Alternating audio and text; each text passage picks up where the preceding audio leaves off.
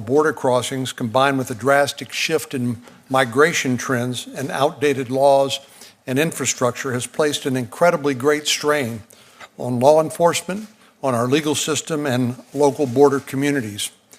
In mid-March, Acting Secretary McAleenan, in his capacity as CBP Commissioner, warned us and the American public that the immigration system was near a breaking point. Since that time, a bad situation has gotten nothing but worse, bringing that breaking point to our doorstep.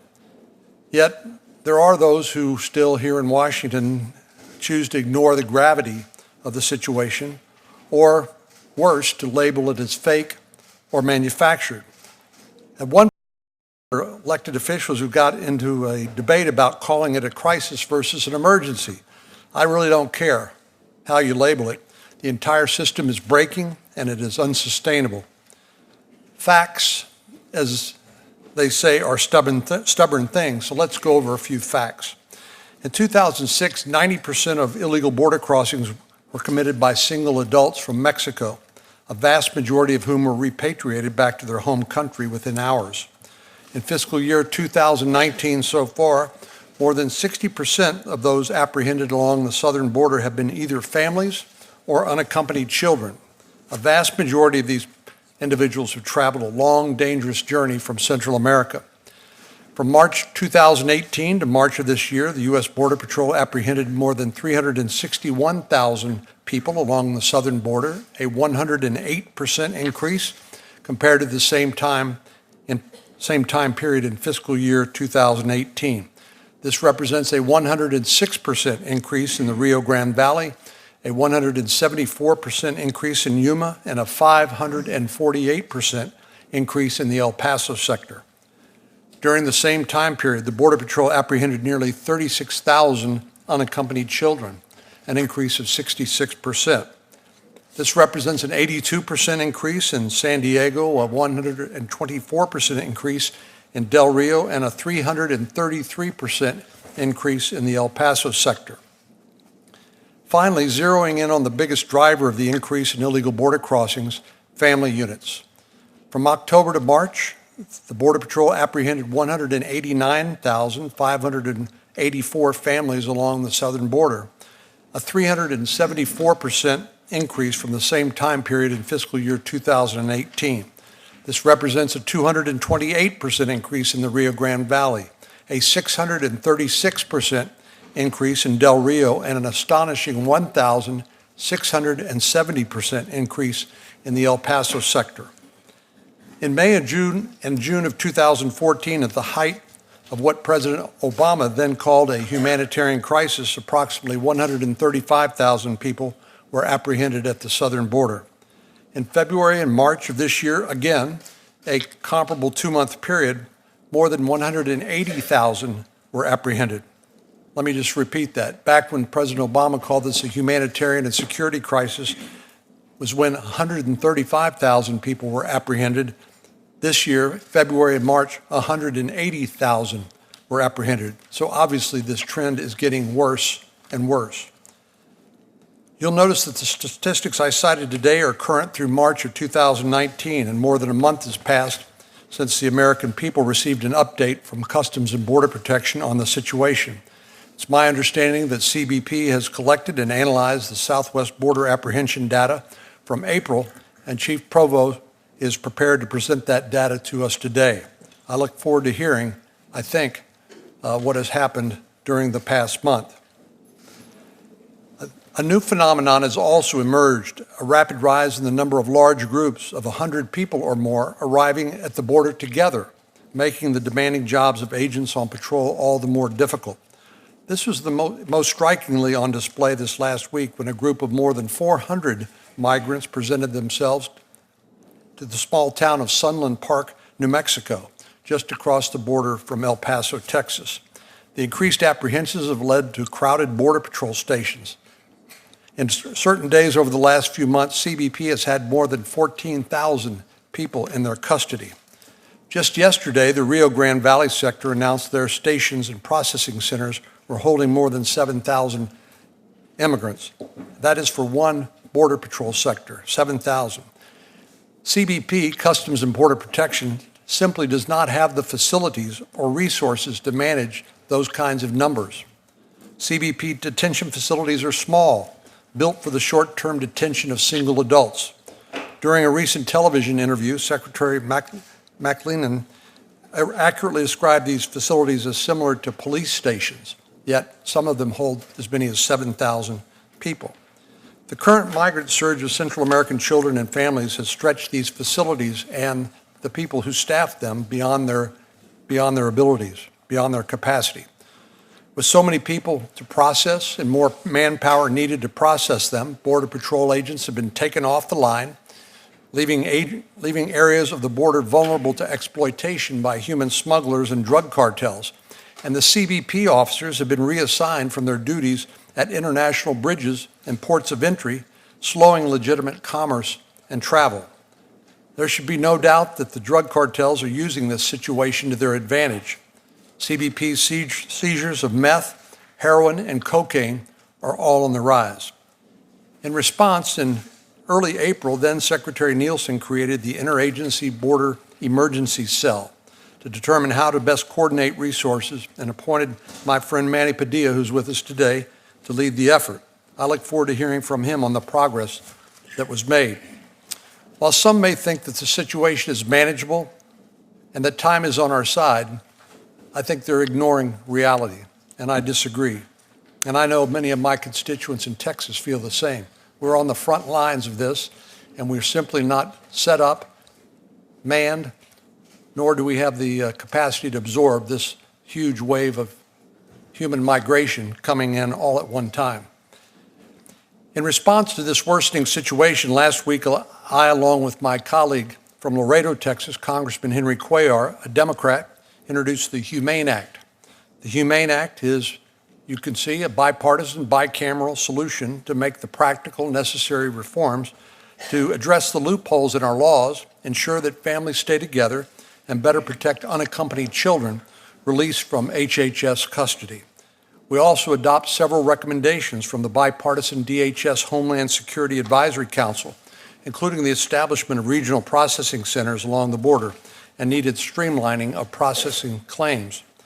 This legislation, to be sure, will not solve every problem, but it's a big step forward that would have a big impact and will bring some order out of the chaos.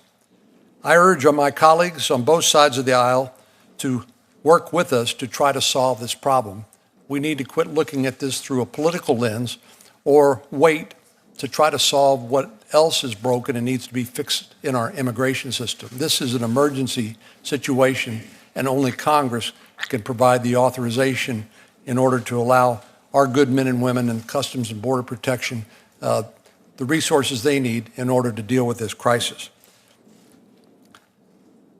This problem will only continue to grow without our intervention, and obviously it requires compromise and cooperation. Finally, to the men and women of CBP, ICE, and ORR who are working around the clock in very difficult conditions to confront a worsening situation, I want to express my thanks and my gratitude on behalf of all of us. We sent them out into a losing battle unless we can work together here in Congress to give them the resources they need in order to do the job that we've asked them to do. I want to assure these dedicated men and women that we are trying, and I want to thank our witnesses for appearing before us today. I look forward to your testimony. With that, I'll now recognize Senator Durbin, the ranking member, for any opening remarks he cares to make. Thanks, Mr. Chairman. I'm glad we're having this hearing. Consider this. In fiscal year 2017, which included the end of the Obama administration and the beginning of the Trump administration, 303,000 people were apprehended at the border. 75,000, that included 75,000 families, 41,000 unaccompanied children. While only 2 months on the job, President Trump bragged about the results. On March 26, 2017, he tweeted, and I quote, "General Kelly's doing a great job at the border. Numbers are way down. Many are not even trying to come in anymore." Here we are 2 years later. The numbers are way up on President Trump's watch. Only 6 months into fiscal year 2019, only halfway into 2019, 361,000 people have already been apprehended at the border, including 189,000 family units and 36,000 unaccompanied children. That's more total apprehensions in the first half of this fiscal year than in the entire fiscal year 2017. So the president has changed his message. On March 7th, he tweeted, and I quote, "We are on track to apprehend more than 1 million people coming across the southern border this year. Can be fixed by Congress so easily and quickly if only the Democrats would get on board." So when the numbers were way down, the president took credit. But now that the numbers are up, it turns out it's the Democrats. Let's look at the facts. During less than 2.5 years of the Trump administration, the Department of Homeland Security has been in chaos. There have already been 4 different heads of the department: Secretary John Kelly, Acting Secretary Elaine Duke, Secretary Kirstjen Nielsen, and now Acting Secretary Kevin McAleenan. And there have already been 4 acting directors of Immigration and Customs Enforcement in 2 years, and 3 nominees to head ICE. 1 year ago this week, on May 7th, 2018, then Attorney General Sessions announced a Get Tough policy, the full implementation of the administration's disastrous zero-tolerance policy, which led to the separation of at least 2,880 infants, toddlers, and children from their parents. Thanks to an investigation by the Inspector General that I requested, we now know that before that announcement, thousands more children may have been separated by this administration in pursuit of the policy before it was announced.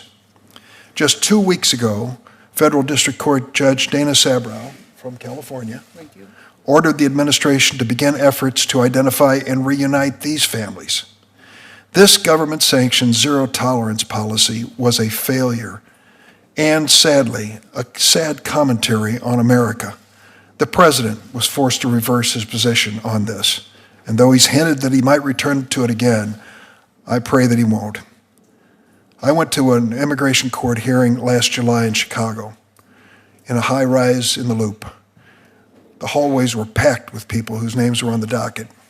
I met the immigration court judge. She'd been at it for 18 years. I believe that she was a conscientious, professional, caring person. She was overwhelmed by the numbers facing her. She asked if I'd stay for the first 2 clients on the docket. The first one, she said, everyone should get in their chairs for this hearing. There's a difficulty. One of the clients couldn't get in her chair. You see, Marta was 2 years old. She needed to be lifted up and put in the chair and handed a stuffed animal. Hamilton, the 4-year-old boy, scrambled into his chair when he saw the Matchbox car on the table.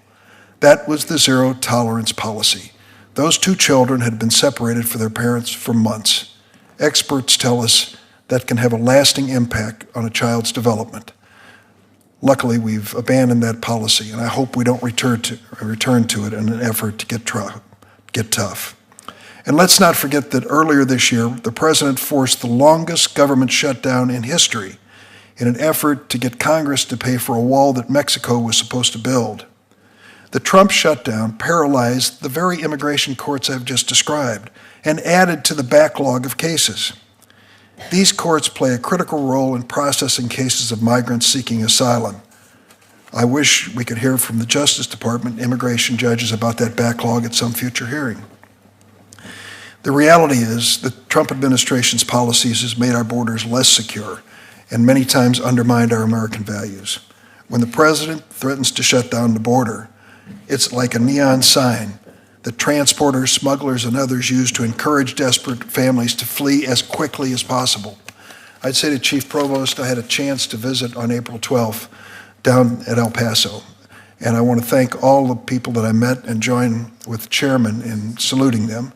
I want to especially thank the gentleman, the officer from the Border Patrol, the fact that he was from Chicago and a Cubs fan notwithstanding.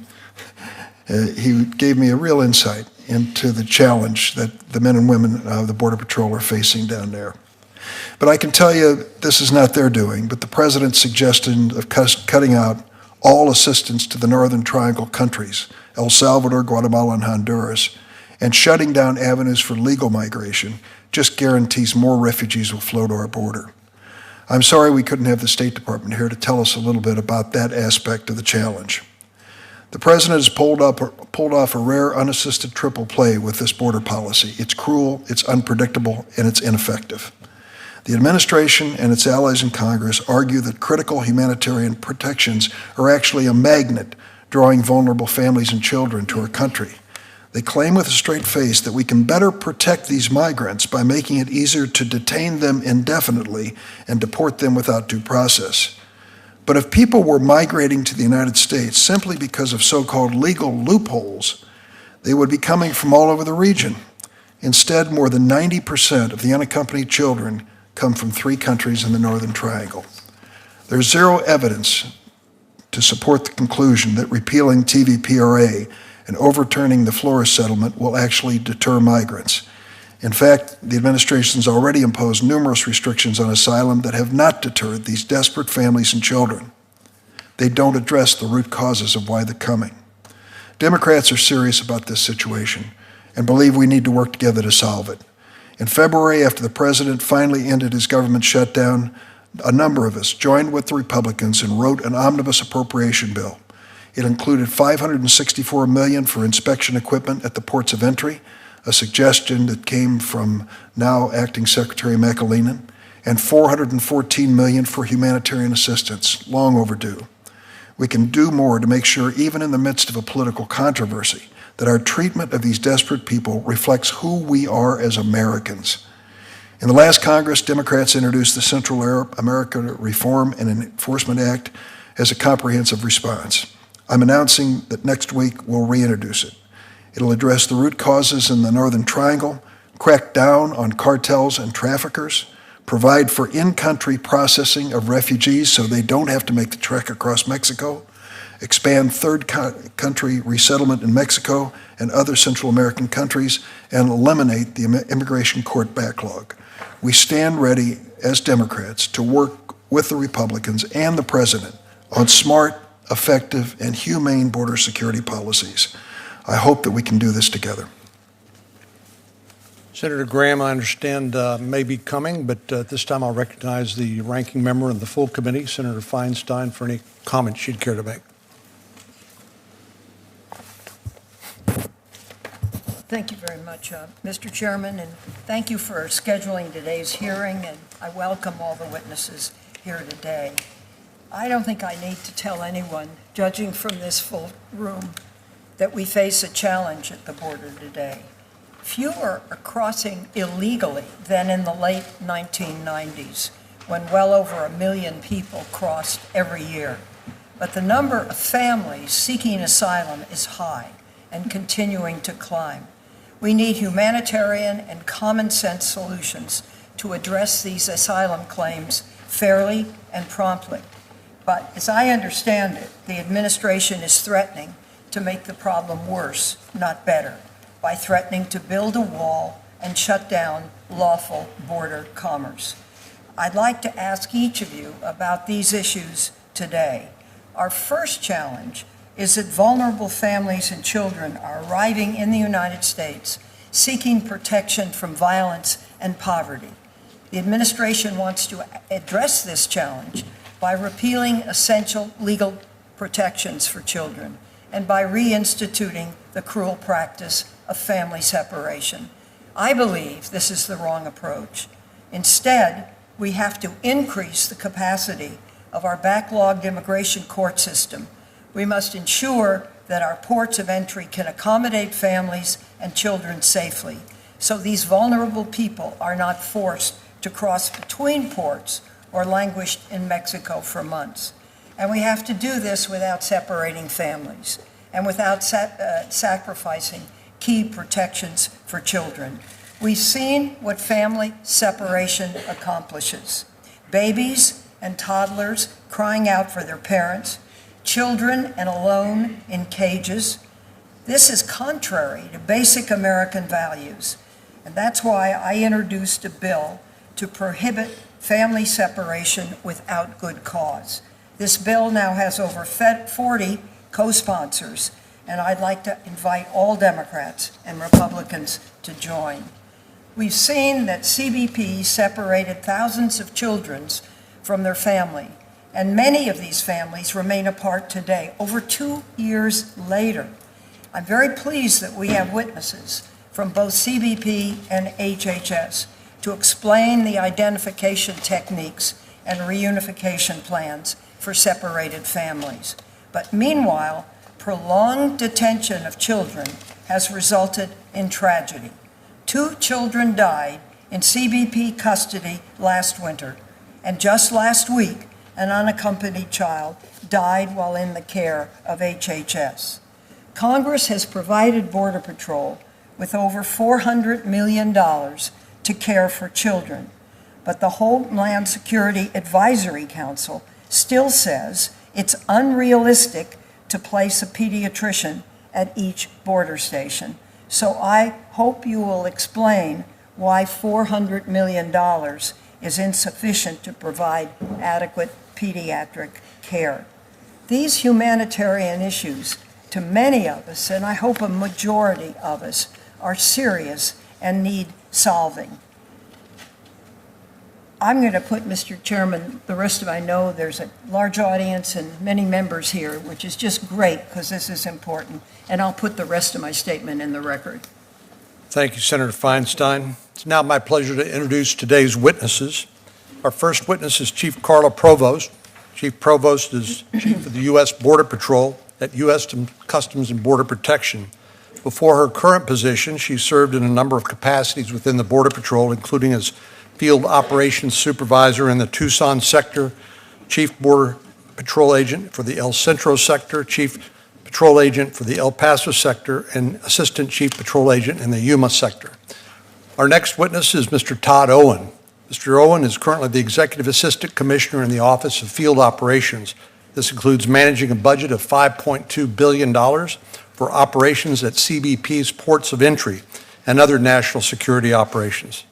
Prior to his current role at CBP, Mr. Owen served as the Director of Field Operations for the Los Angeles Field Office. His responsibilities extended to the greater Los Angeles area, including the Los Angeles and Las Vegas international airports. Our third witness is Natalie Asher. Ms. Asher currently is the Acting Executive Associate Director of Enforcement and Removal Operations for the Department of Homeland Security. In this role, she's tasked with identifying, arresting, removing those aliens who present a danger to national security or public safety. Prior to her current position, she served in the U.S. Army as a Russian linguist and military intelligence analyst. Our next witness is Mr. Jonathan Hayes, who's currently Director of the Office of Refugee Resettlement at the Department of Health and Human Services. Prior to his current role, Mr. Hayes served as Chief of Staff at ORR, and before joining HHS, Mr. Hayes served as Chief of Staff to 2 members of the House of Representatives. Our final witness is Mr. Manny Padilla. Mr. Padilla is currently the Director of the DHS Joint Task Force West, where he is tasked with improving information sharing and coordination for CBP and ICE. From early April until last year, Director Padilla was appointed by the Secretary of Homeland Security to lead the Interagency Border Emergency Cell. Director Padilla has also served as Sector Chief of the Border Patrol's Rio Grande Valley sector. Thank you all for joining us today, and if you would please stand, I will administer the oath. Do you swear or affirm that the testimony you're about to give today is the truth, the whole truth, and nothing but the truth, so help you God? Thank you. Have a seat. Well, I guess different people hear different messages, but one of the messages I hear is good luck. You're not going to get any help from Congress. It's all President Trump's fault.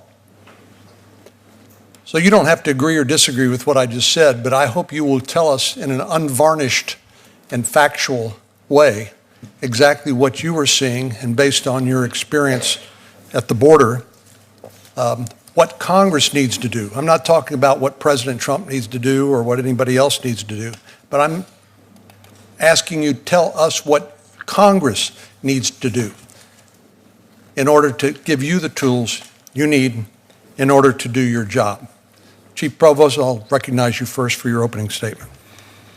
Thank you, and good afternoon, Chairman Cornyn, Ranking Member Durbin, and members of the subcommittee. I could not be prouder to be here today representing the men and women of the Border Patrol. I joined the Border Patrol nearly 25 years ago because of my strong belief in our border security mission. I could never have envisioned that today agents would spend at least 40% of their time as child care professionals, medical caregivers, bus drivers, and food service workers.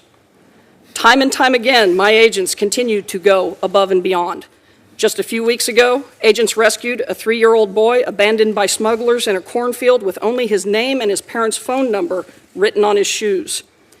Agents have rescued more than 2,200 migrants endangered by ruthless smugglers so far this year. As we sit here today, thousands more are being encouraged to bring or send their children to our border based on smugglers' false promises of a safe and easy journey. Our apprehension numbers are off the charts compared to recent years. As of April 30th, we apprehended 460,294 people on the southern border. In the last week, we had our highest single day, over 5,200 apprehensions, and our single largest group of 421 illegal aliens. As of Sunday, only 7 months into the year, we have now surpassed the total southwest border apprehensions of every fiscal year since 2009. The number of family units and unaccompanied children has skyrocketed to 64% of southern border apprehensions. So far this year, we've apprehended 248,197 family unit aliens and 44,779 UACs. These populations present significant challenges, not only because of the additional care they require, but because our immigration system treats them differently than single adults. For the first time in Border Patrol history, nearly half of the adults we apprehended in April brought children. They have received the message loud and clear: bring a child, you will be released. In April, we apprehended an average of 2,400 families and children each day, and ICE and HHS lack the capacity to keep up. Since March 19th, Border Patrol has been forced to directly release processed non-criminal family units from locations that are dangerously over capacity, 33,000 people to date. Though we are adding new soft-sided and modular facilities in El Paso, Rio Grande Valley, and Yuma sectors, our short-term holding facilities are still beyond capacity. To address the volume, we've detailed agents from the northern and coastal borders and received assistance from our brothers and sisters in OFO. Even with additional manpower, my field commanders have had to pull agents off the border, reduce task force participation, postpone training, and close checkpoints. We cannot address this crisis by simply shifting more resources or building more facilities. It's like holding a bucket under a faucet. It doesn't matter how many buckets you give me if we can't turn off the flow. To address the flow of illegal immigration, there must be consequences for illegally crossing the border. I've said before, this is both a humanitarian and a border security crisis. But as we focus our resources on the immediate humanitarian needs, we have been forced to put the nation's security at risk. We have apprehended more than 3,500 people with gang affiliation and criminal histories so far this fiscal year, and assaults on my agents are up more than 20%. Single adult apprehensions have reached a 5-year high, 167,318 so far this fiscal year. Of the 3 demographic groups, we have the greatest ability to deliver consequences to single adults, knowing that these individuals actively seek to evade law enforcement. Every agent that I pull off the line to process and care for families and children increases the risk that illegal border crossers will get past us, including those smuggling drugs and other contraband. We need to know who and what is crossing our border, but that is nearly impossible when our manpower is diverted. Cocaine seizures this year have far exceeded last year's total. In January, we seized more than 700 pounds of cocaine being smuggled across the Rio Grande while agents were occupied with large groups of families nearby. And I worry how much more is getting past us. Simply put, we have been forced to put our border security and our national security at risk. ICE is quickly running out of space to detain adults during their immigration proceedings. My greatest concern is that we will have to begin releasing single adults. We must maintain the ability to deliver consequences, or we will lose control of the border. My men and women are doing everything they can to meet this challenge, but Border Patrol cannot do this alone. Our nation cannot solve today's crisis using yesterday's legal framework. This outdated framework has not only tied our hands, but has driven hundreds of thousands of people to risk their lives on the dangerous journey to our border. Smuggling organizations have built an entirely new line of business around these families and children. It is highly lucrative and provides a distraction that helps them cash in on other illicit activities. When my agents are working on the border, they know that smugglers and their scouts are watching their every move. Rest assured, they are watching what we do here in Washington, and they are banking on inaction.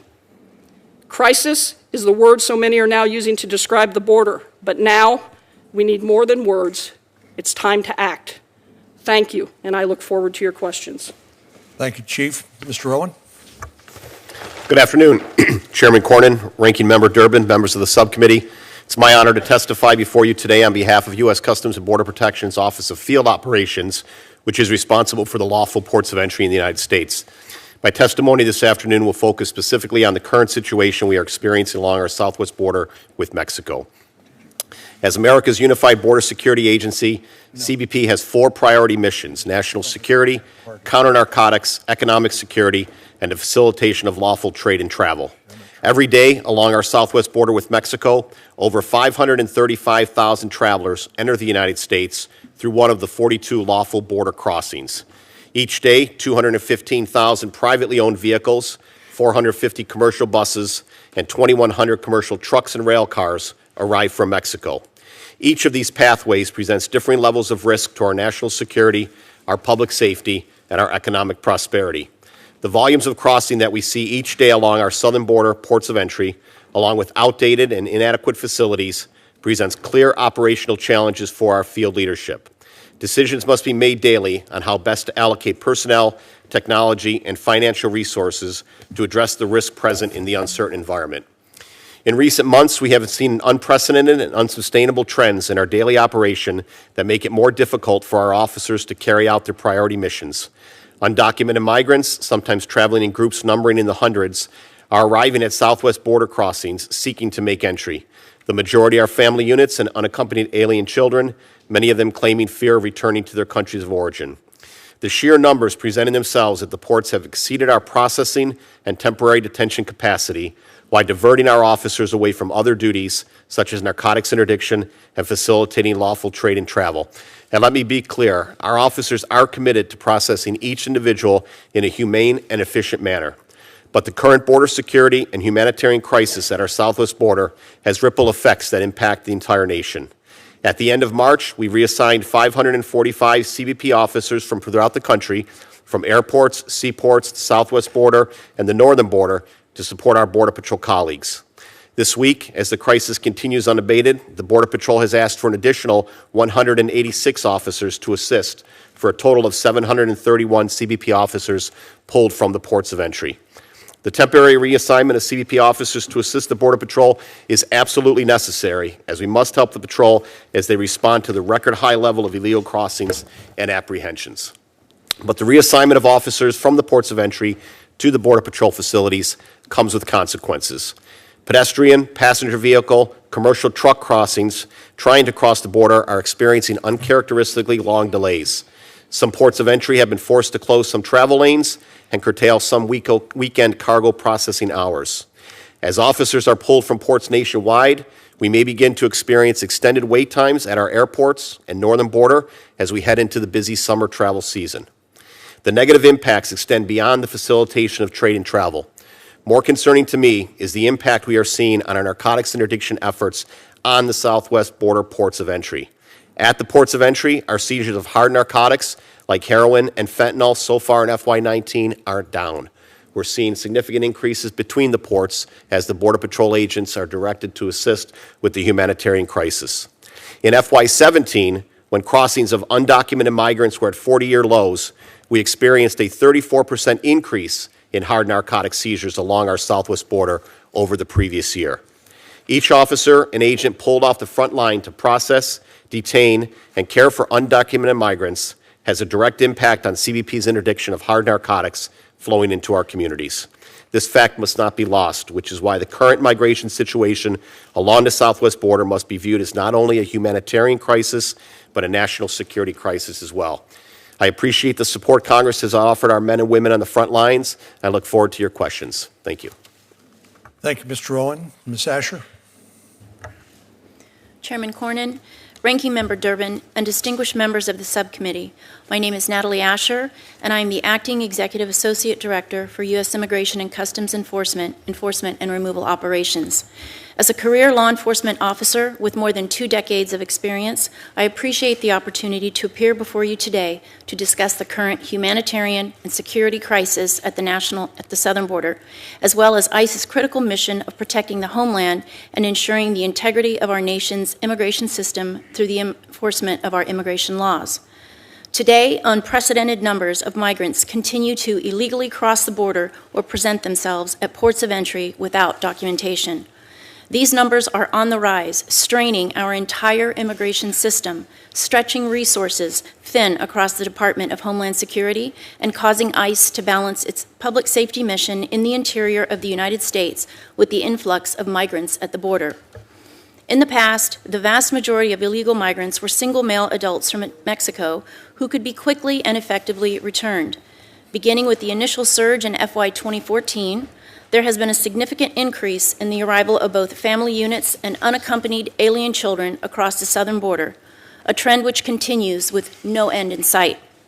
Now, over 60% of those seeking to cross the border are family units and UACs, most of whom are from Guatemala, Honduras, and El Salvador. In fact, since December 21st, 2018, ICE has released approximately 168,000 family members directly into the United States, as current laws and court rulings essentially mandate the immediate release of these family members, many of whom are never heard from again. These family units and UAC add to our already overburdened immigration system and contribute to the growing immigration court backlog, which has now surpassed 800,000 cases. 2 of ICE's greatest challenges are limited detention beds for adults and the inability to detain family units for the length of time necessary for their cases to be decided, in large part due to the Flores settlement agreement and judicial decisions that interpret it. The record numbers of CBP apprehensions at the border impact our interior enforcement efforts because congressional funding limits the number of adult beds available to ICE. Since many recent border crossers are subject to mandatory detention under the Immigration and Nationality Act, their arrival leaves limited detention capacity for those who are arrested in the interior of the country, including those with criminal records.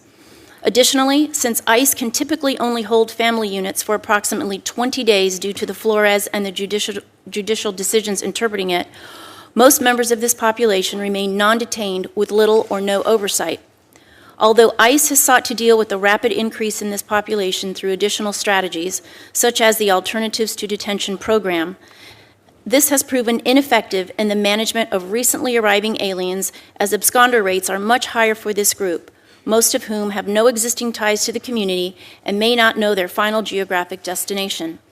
Ultimately, without the necessary authority to enable ICE to detain family units for the duration of their immigration proceedings, without the proper ability to hold those accountable who fail to comply with ATD or release conditions, and without sufficient resources to apprehend those who abscond, this situation will result in virtual impunity for those who violate our immigration laws, and the flow of aliens into the United States will continue, if not increase.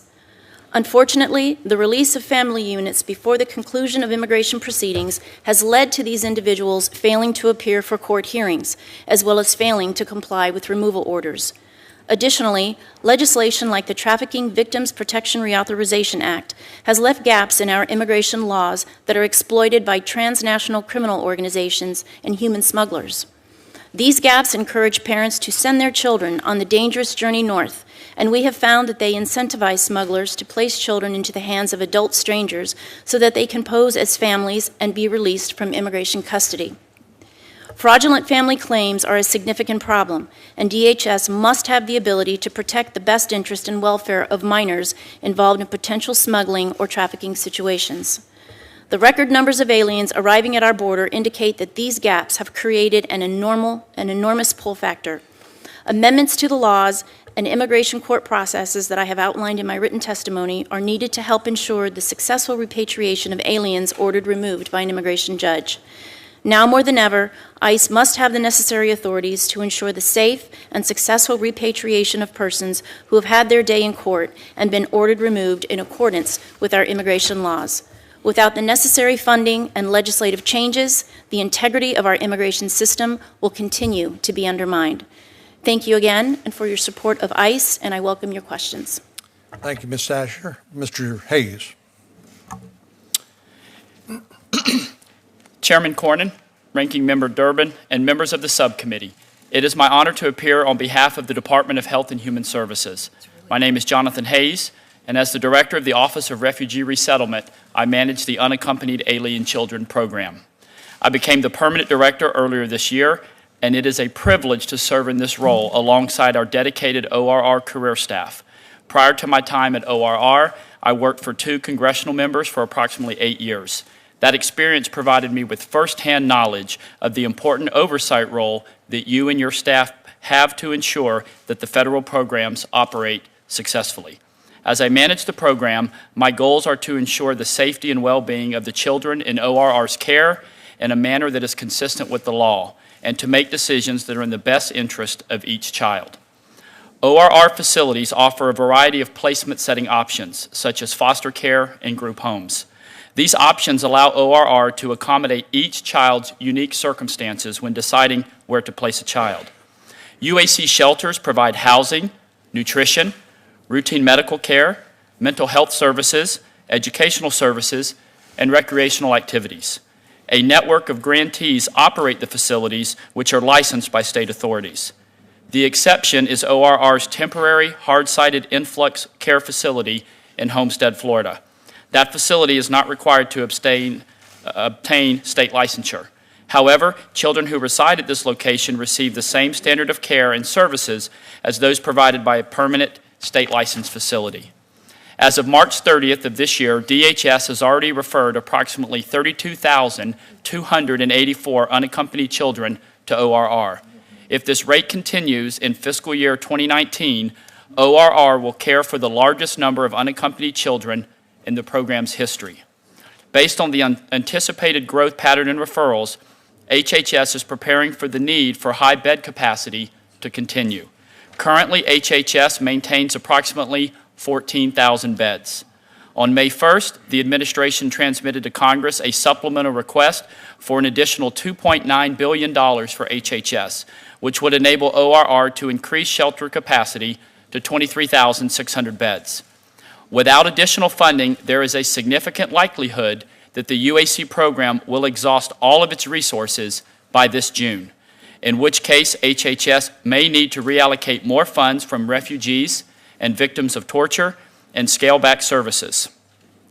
In the worst case scenario, thousands of children might remain for lengthy periods of time in DHS facilities rather than being expeditiously transferred to HHS. In an effort to improve coordination and information sharing, HHS and DHS have entered into 2 agreements over the past year. First, in April 2018, HHS, ICE, and CBP entered into an information sharing memorandum of agreement. The agreement requires ICE and CBP to provide ORR with information pertaining to gang membership and criminal history. Second, in July of 2018, ORR published a joint concept of operations with DHS to address overlapping responsibilities. The JCO covers existing policies, procedures, and protocols related to transportation, processing, and the care of unaccompanied children. Since June 2018, when the President issued Executive Order 13841 and the U.S. District Court for the Southern District of California issued its orders in the Miss L case, HHS staff have worked tirelessly to reunify children separated from their parents. In order to identify all possible children in the Miss L class, HHS conducted a rigorous forensic data review to identify indicators of potential separation for every child in ORR care as of June 26, 2018. Through its exhaustive data review, HHS identified 2,814 children of potential class members. Of the 2,814 children reported to the Miss L Court, ORR has reunified 2,162 children with their parents. Another 597 children have left ORR care through other appropriate discharges, such as a release to a sponsor who is a family member. Further review found that 9 children had not been separated. And for the remaining children, some cannot be reunified with their parent because ORR has determined that the parent meets the criteria for exclusion from the class or is not eligible for reunification. In addition, some parents have waived reunification. On April 25th, 2019, the court approved the government's proposed plan to identify the children who were referred to and discharged from ORR custody between July 1, 2017 and June 25, 2018, and who were separated by DHS from their parents at some point in the process. That plan is underway now, and we anticipate meeting the court's deadline within 6 months. In conclusion, the UAC program provides quality care and services to unaccompanied children every day. ORR's work is driven by child welfare principles. Thank you for the opportunity to discuss our important work, and I will be happy to answer any questions that you may have. Thank you, Chairman. Thank you, Mr. Hayes. Mr. Padilla. Chairman Cornyn, Ranking Member Durbin, and members of the subcommittee. Thank you for the opportunity to testify before you today. My name is Manuel Padilla Jr., and I am the Director of the Joint Task Force West. That's part of the Department of Homeland Security's Southern Border and Approaches campaign. I was born on the U.S.-Mexico border and grew up in a border community.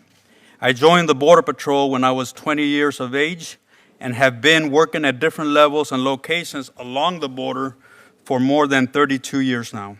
I know the southwest border from a personal and professional perspective. Throughout the years, I have seen illegal immigration and cross-border crime evolve extensively. I have seen large numbers of illegal migrants and narcotics traffickers crossing the border highway into U.S. neighborhoods and schools in El Paso in 1993.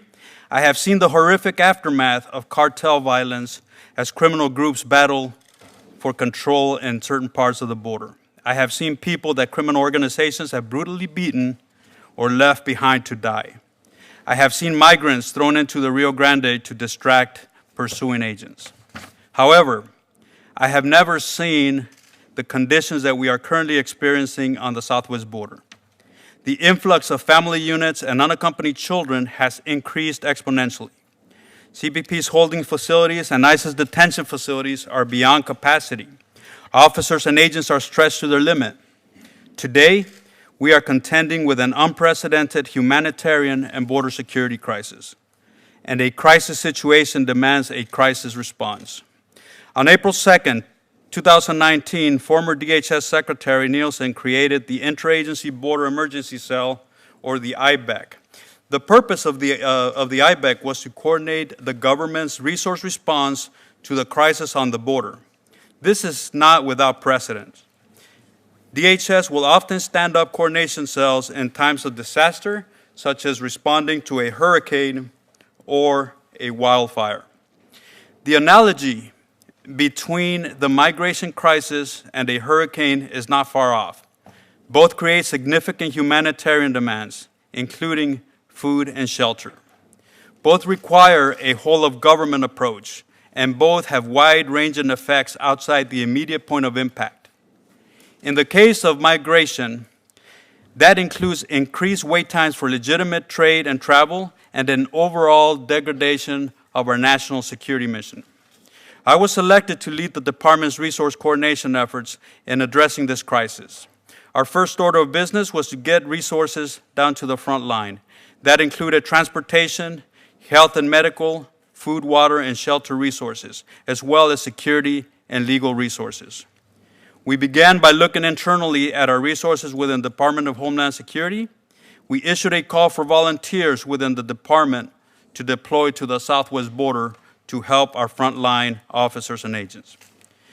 There are a number of non-law enforcement roles for volunteers to play, from driving transportation vehicles to preparing food and caring for children. and every role filled by a volunteer helps us get badges back to the border. We also looked beyond DHS and to the interagency for support. For example, we reached out to the U.S. Marshals Service and Federal Bureau of Prisons to help provide vehicles for our transportation needs.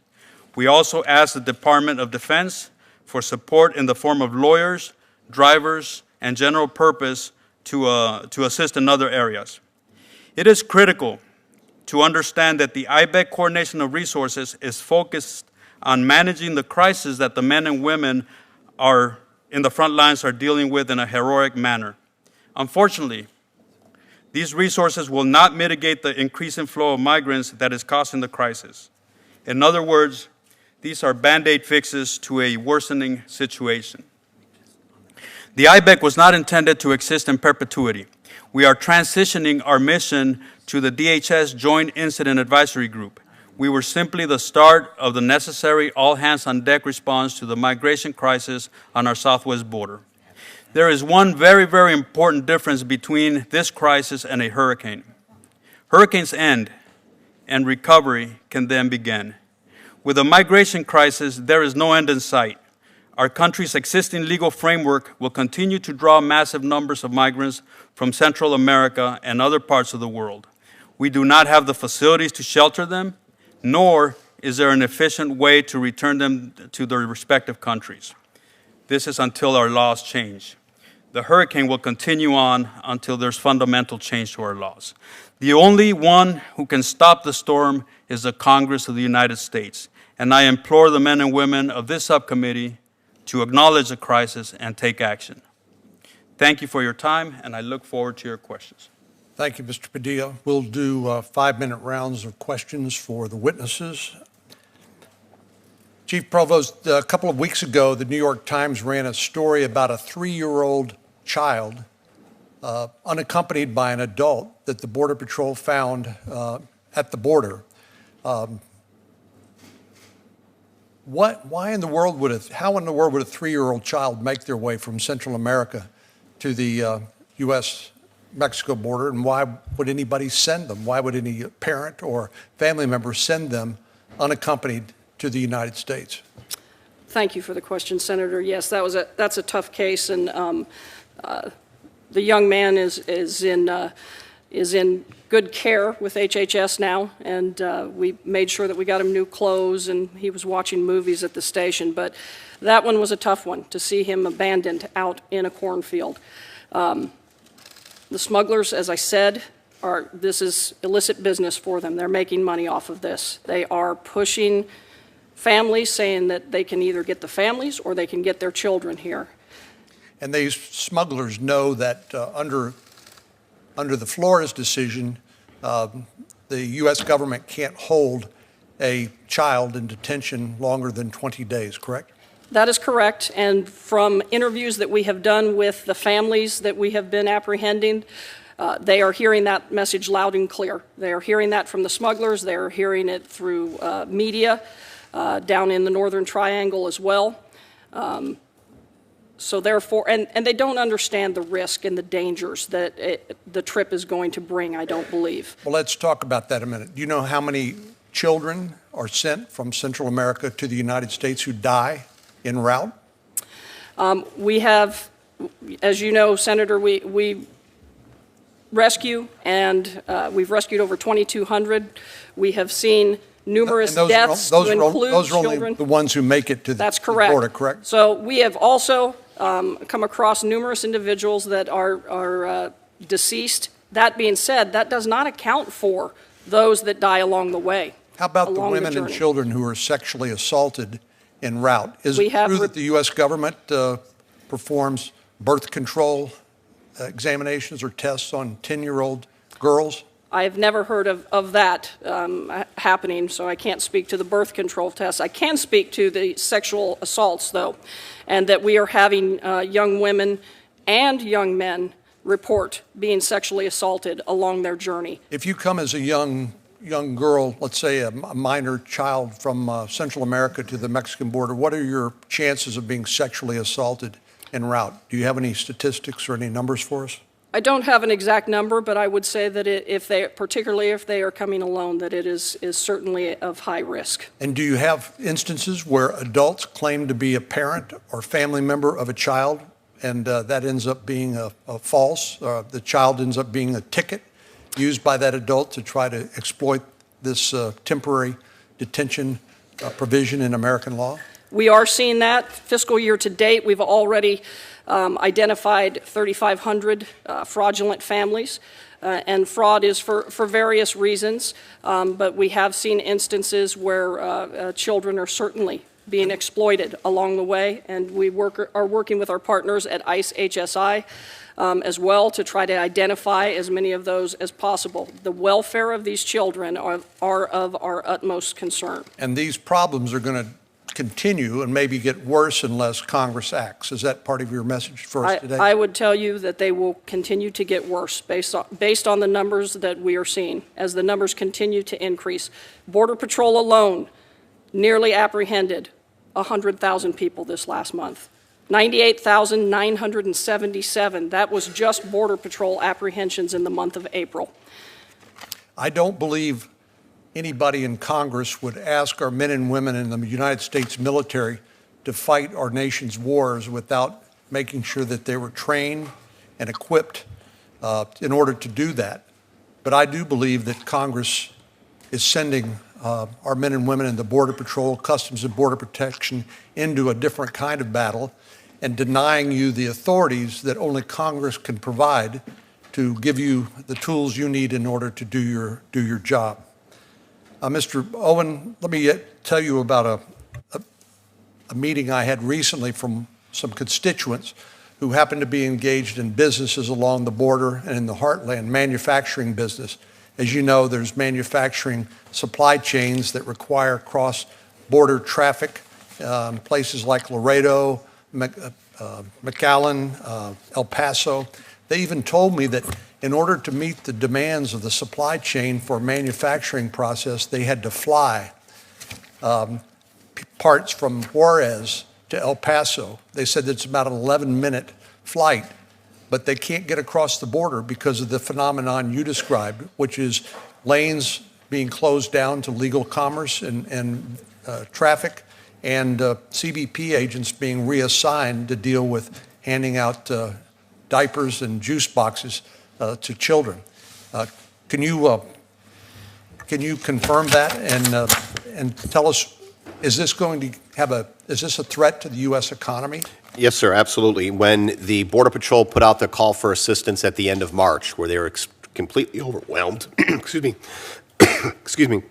overwhelmed with what they were seeing, we provided 545 officers directly from the southwest border ports that are most capable to respond immediately. So they had an urgent need. We provided officers who were in the immediate area. We pulled 300 officers out of the Laredo area, 194 out of the El Paso area, and 51 out of the San Diego area. That immediate response to assist the Border Patrol did result in significant wait times, both commercially and in our passenger vehicles as well. Typical wait times would be 1 to 2 hours. We were seeing 5 to 7 hour wait times for cargo coming across.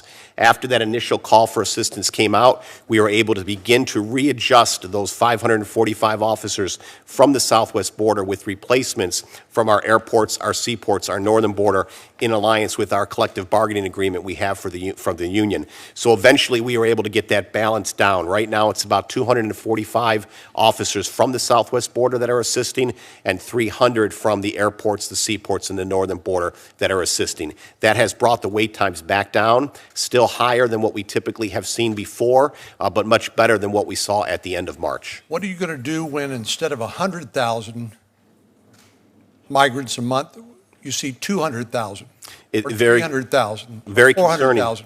Very concerning as the Border Patrol needs more assistance and they turn to us to provide that assistance. We'll be pulling more officers out of our airports, our seaports, our northern border. That is where the majority of our staff is. And we enter our busy summer travel season next month. So there could be ripple effects throughout the economy, throughout our summer travel, if this situation continues. Thank you. Senator Durbin. Thank you very much, Mr. Chairman. Some spokesmen, and perhaps even the President, have claimed that only 3% of asylum seekers and 2% of immigrants attend immigration courts. Can anyone here shed any light on the statistics that have been used? I go on, Kirsten Nielsen said as secretary, asylum seekers more than not fail to appear in immigration court. Have any of you heard that? So thank you, Senator. What I can tell you is that, better? What I can tell you is that the overwhelming majority of individuals, particularly the family members who are coming across, in fact, are not attending even their first hearings. The situation that we have, just sort of piggybacking on the ripple effect of the sheer volume of individuals coming across. I don't have the capacity, as you well know, to house family members beyond what is restricted there in Texas. So I hate to interrupt you, but I've got to stop this right now. In fiscal year 2018, the Department of Justice figures show 89% of all asylum applicants attended their final court hearing to reach a decision on their application. When families and unaccompanied children have access to legal representation, the rate of compliance with immigration court obligations is 98%. Now, does that sound like 2% or 3%? It isn't even close. And if we found that if there's any case management and counseling, so they understand the legal process, they're going to show up in numbers over 95%. They want to have an adjudication. They're hoping they can stay here legally. But this 2 or 3% catch and release, we'll never see them again. The Department of Justice says that isn't true. I think we've got to start with some basic facts that we can agree on here. And this is not a Democratic National Committee press release. This is from the Department of Justice. Let me ask this question if I can. Chief Provost, you've been on the job for a few years. Do you mind telling us how long your career has been? 25 years with the Border Patrol. Okay. I don't say that in any way to denigrate you, but to celebrate your service to our government. Thank you. So you talked about the faucet and the bucket. Yep. And what you basically said is until you turn the faucet off, we just can't keep up with this. Yes, sir. I would suggest to you that you're looking at the same faucet today that you looked at 2 years ago and 5 years ago. In other words, TVPRA, the Flores decision, our standards for asylum are internationally accepted standards, credible threats, credible fear. So the faucet's the same. The question is, why is more water flowing through the faucet? And I think you have to go beyond the obvious laws to ask, what are the circumstances that are driving more water through this faucet? What has changed from 2 years ago that we're having dramatic increases? And that's where I think we have to step in. You can tell us the results of it and what you face every day, and I've seen it firsthand, at least my one visit. I don't profess to be an expert, but I saw pretty graphically what was going on in El Paso. What's going on in 3 countries in our hemisphere is dramatically different than it was just a few years ago. And people are doing things that were unthinkable a few years ago. And there are lots of explanations. Our drug consumption, the drug money we send back down south to these cartels, the guns that come out of gun shows in the United States to arm these cartels. Part of that is a cycle of violence and disruption that leads to these people being terrorized in countries with very flimsy, if any, governments. So when we talk about policies, the faucet looks the same as it did 2 years or 5 years ago, but the water flowing through it is coming from an unusual source in a different way. Please respond.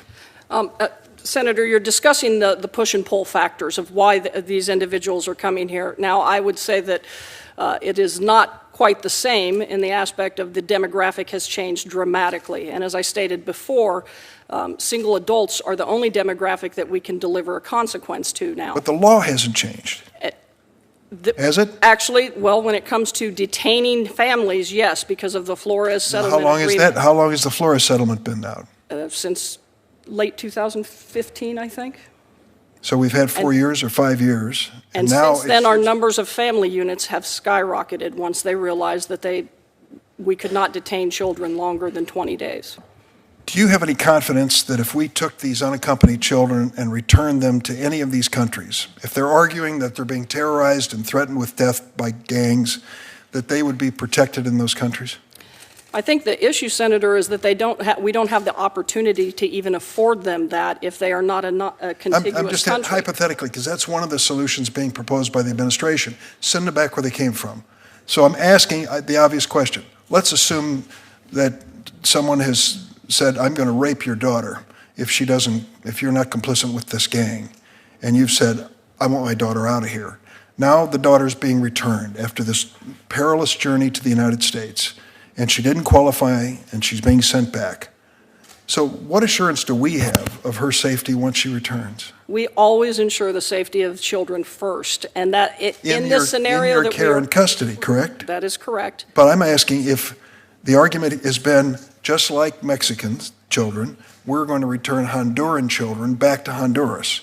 What assurance do we have that there's going to be anyone in Honduras to care for them and make certain they're safe? That the same standards have to be applied that we do with Mexican nationals. We don't just turn any child back to Mexico. They have to be able to make a determination, meaning that the child has to be old enough to make a decision. We reach out to Mexican immigration. It would have to be similar in relation to dealing with whether it's Guatemala, Honduras, or El Salvador. But the fact that we don't even have that ability to do that today is the issue that is at hand. We need to have the ability to have that as an option. Thank you. Thanks, Mr. Chairman. Senator Kennedy.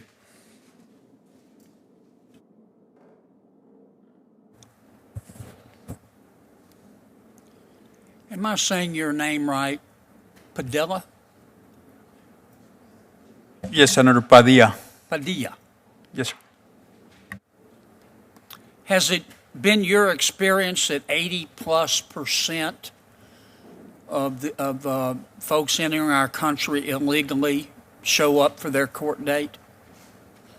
The reports that I have seen is that about 12% actually qualify at the end of the process for asylum. The great majority do not qualify for asylum, but the screening up front is very lenient. But what about the number of people who come in, claim asylum, are turned loose?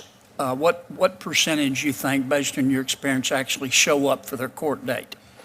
Yes, I cannot answer that categorically, but what I can tell you is that one of the main drivers for the populations that we're seeing right now is the organized crime is very, very knowledgeable of our laws. Yes, sir. I guess what confuses me is if everybody shows up for their court date, how come we have 11 million people in our country illegally?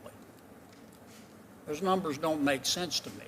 And I'd like to ask Attorney General Barr if he can do this when he's under a contempt citation, to ask whoever put together those numbers at Justice to take another run at it.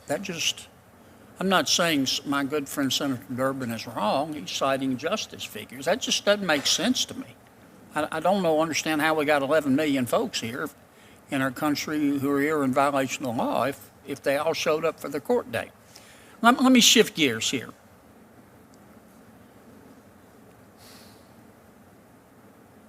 What troubles me about this whole debate, well, let me preface it with a question. Mr. Hayes, is illegal immigration illegal?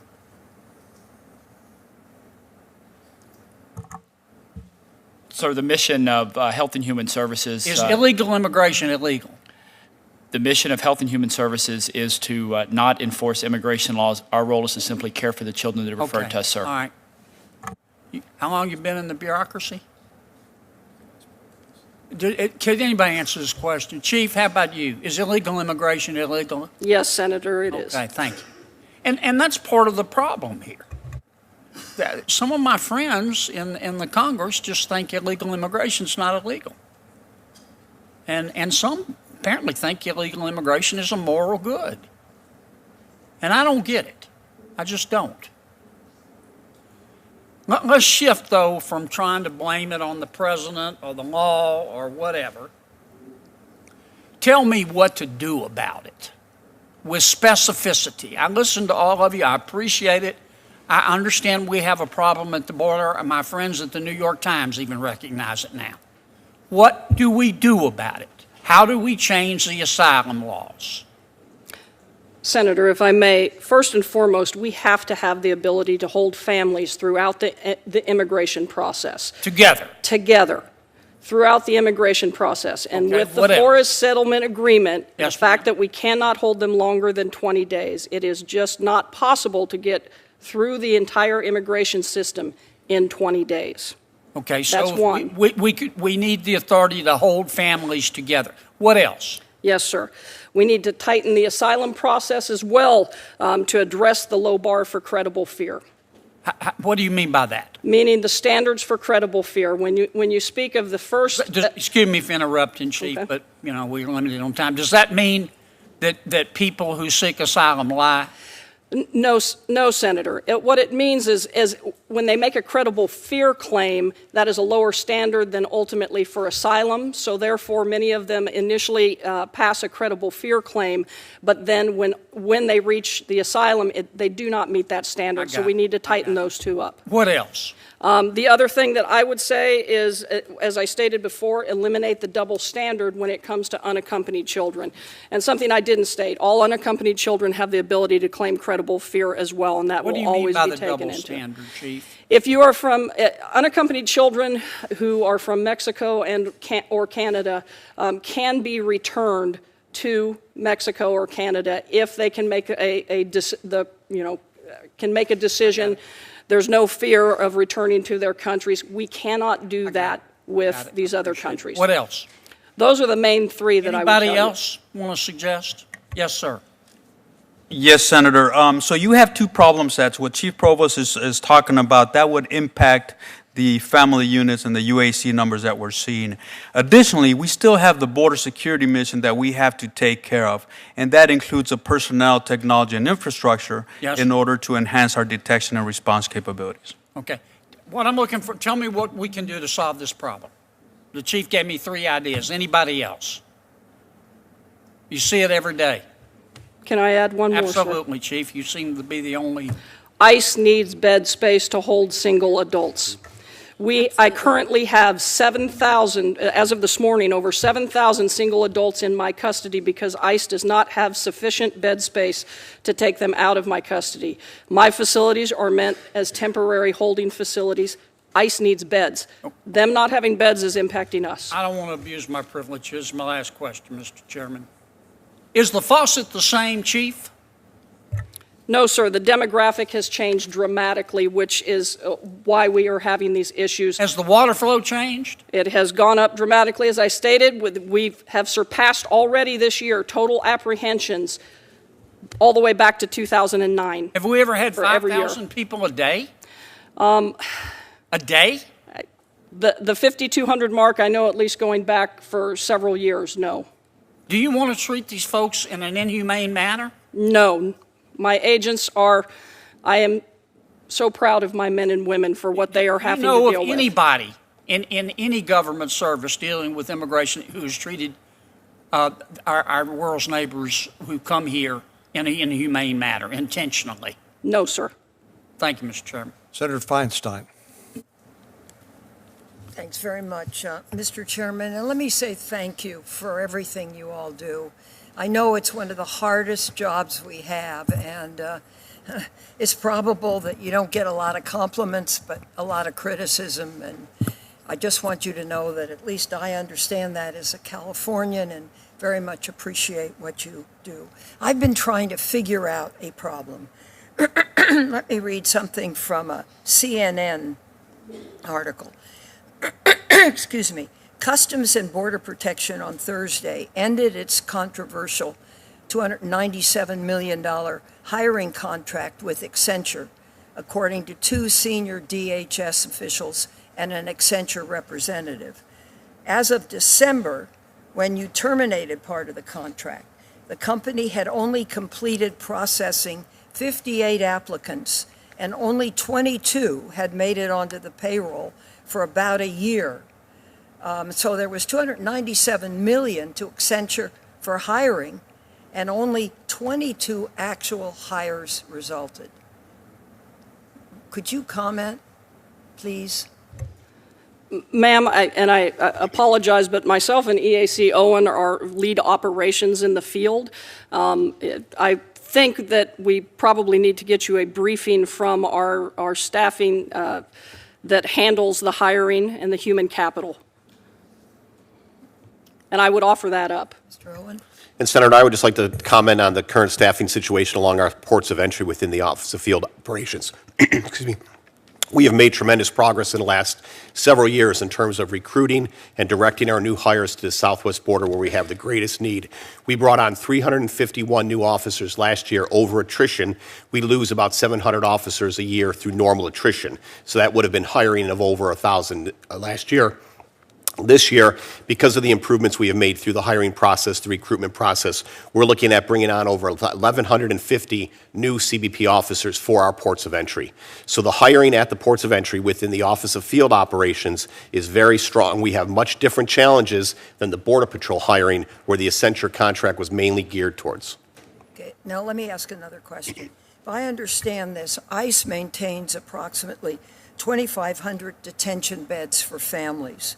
But reports indicate that even those beds are empty.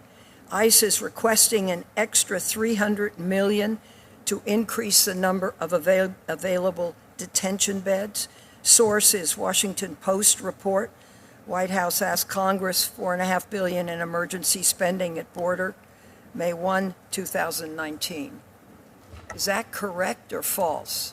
So, ma'am, as it relates to the number of family beds and as to whether they're, the population is they're filled or not, at this time we do have 3 family residential centers. We have one in Pennsylvania, that's the Berks Family Residential Center. I think it's about 96 beds. Generally, we use that FRC for dual heads of household families, which are few and far between. And we also reserve that FRC in the event that we are in need to detain families, say, that are to the north. Not used as often. Obviously, it would be of great expense and manpower to be moving individuals or family units from the southern border to this specific FRC. Whoa, but is it correct that ICE maintains 2,500 detention beds for families? We do. We have 2,500 beds at our How many disposal. are filled right now? At this time, we are using Carnes, which at one time was just over 800 for families. We have had to convert that facility at this time for single adult females to help with the explosion of single adult females that are coming across. We've transferred. How many family beds are currently being used for single females? We have approximately 650 single females are in our family residential center at Carnes.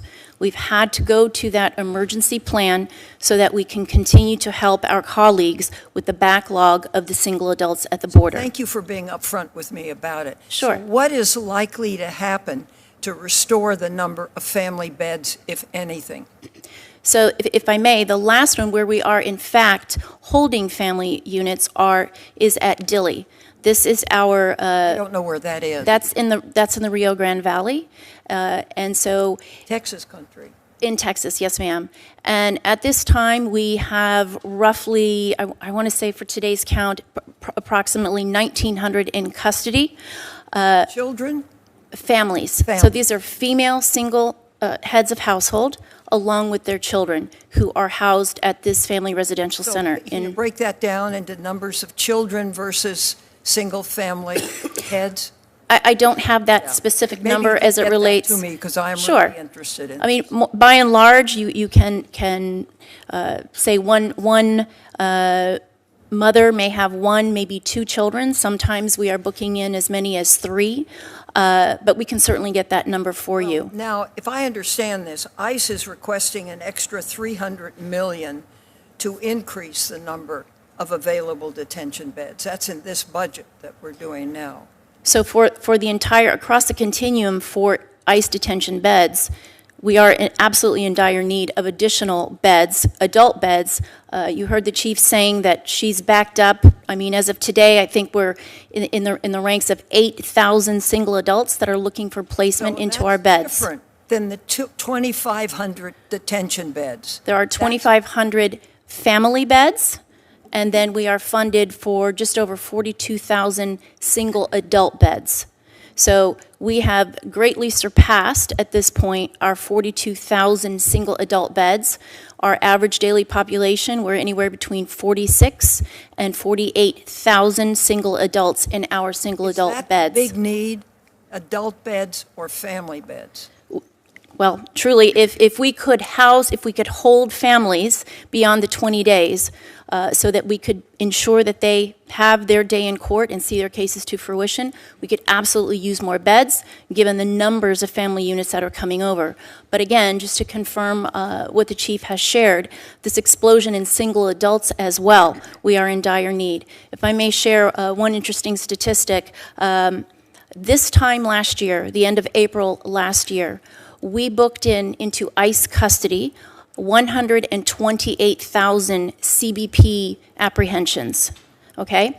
The end of April of just a couple of weeks ago, we booked in 242,000 CBP arrests. That's 114,000 more over last year, that same time frame.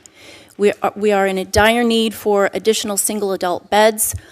We are constantly working to acquire temporary beds to make sure that the current inventory, individuals that are in our custody right now, are having their cases timely heard, or if they are in need of being timely released, or affecting timely removal, so that we can accommodate the nonstop surge of even single adults coming across. One other question. It's my understanding that there's $200 million in carryover funding. Is it possible to use that $200 million for additional beds? However we can be, however we can be funded, whatever congressionally we are allowed to do to acquire those beds, we will do. But what's important here? Some of us are appropriators. Yes, ma'am. Committee, and if you could get us the answer to that question. Because the money, we'll take a good look at it and see if it can be used for the purposes where there's need. Much appreciated. And if I may, I think what we have to think of the full sort of complement of when we are buying that bed. The continuum, it doesn't stop there. So for every additional tranche of beds that I am acquiring so that I can address Chief's backup there at the border because her stations can't hold, I need the infrastructure to support and ensure that those individuals are getting their cases timely heard, that they are being medically properly cared for, et cetera. And that tends to be the larger problem where we will fund one part of the continuum, but then it's a lopsided situation because we have all of these additional folks theoretically coming into custody, and then we need the additional components to be able to address that growing population. Where does HHS come into this problem?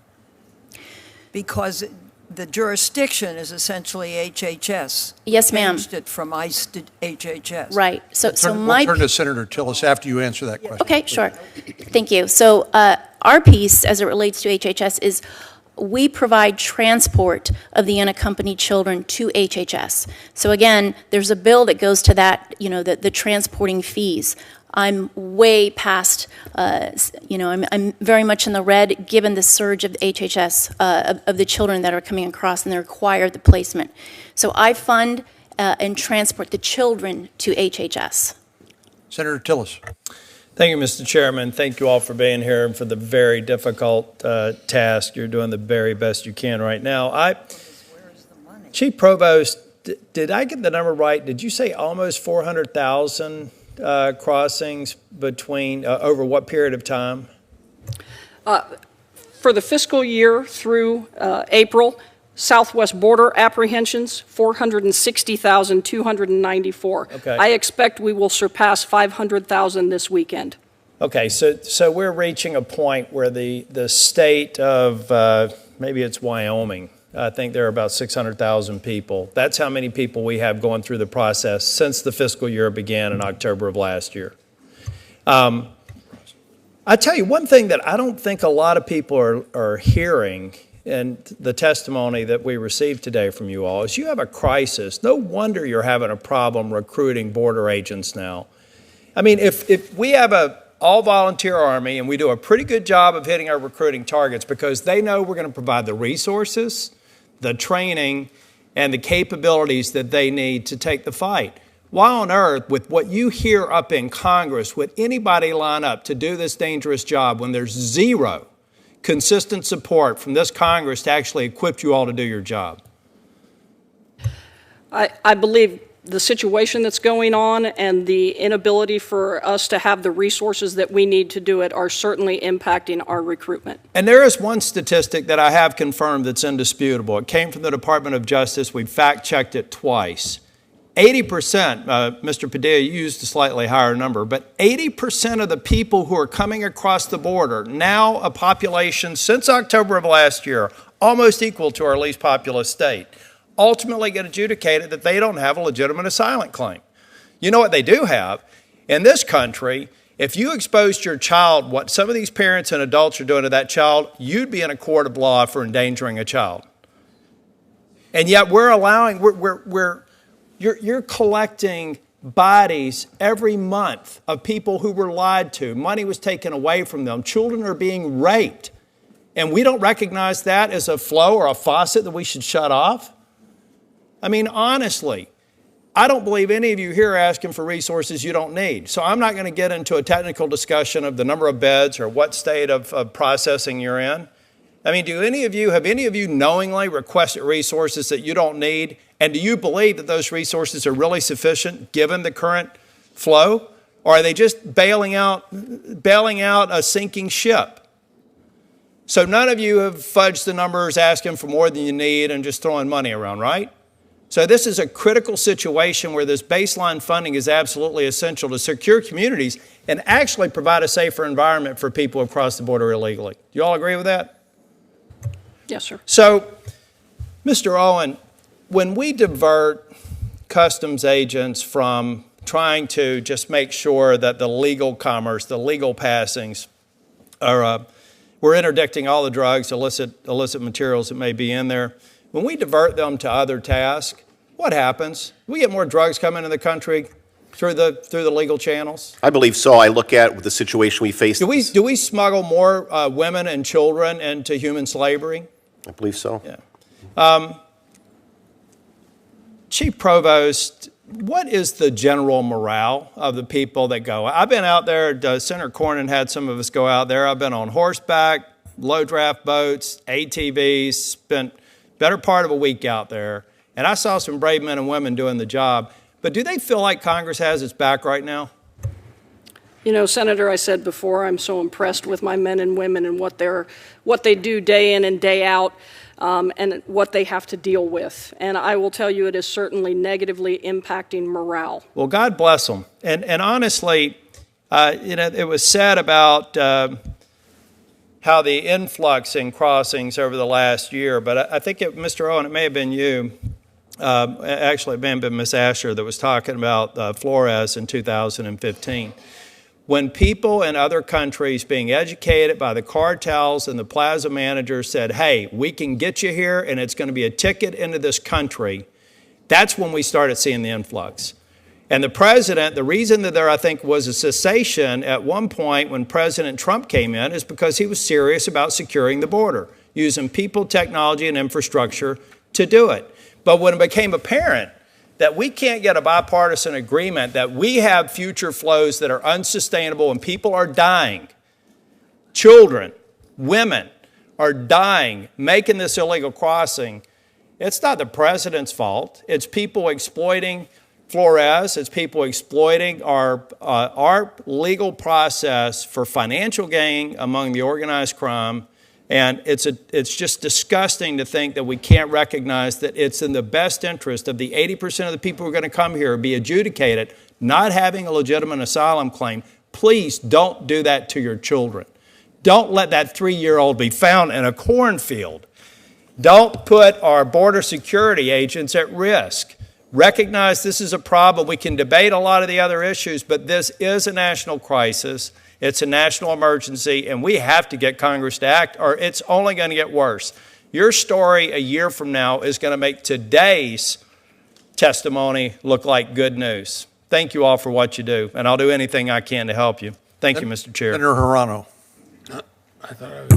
Thank you, Mr. Chairman.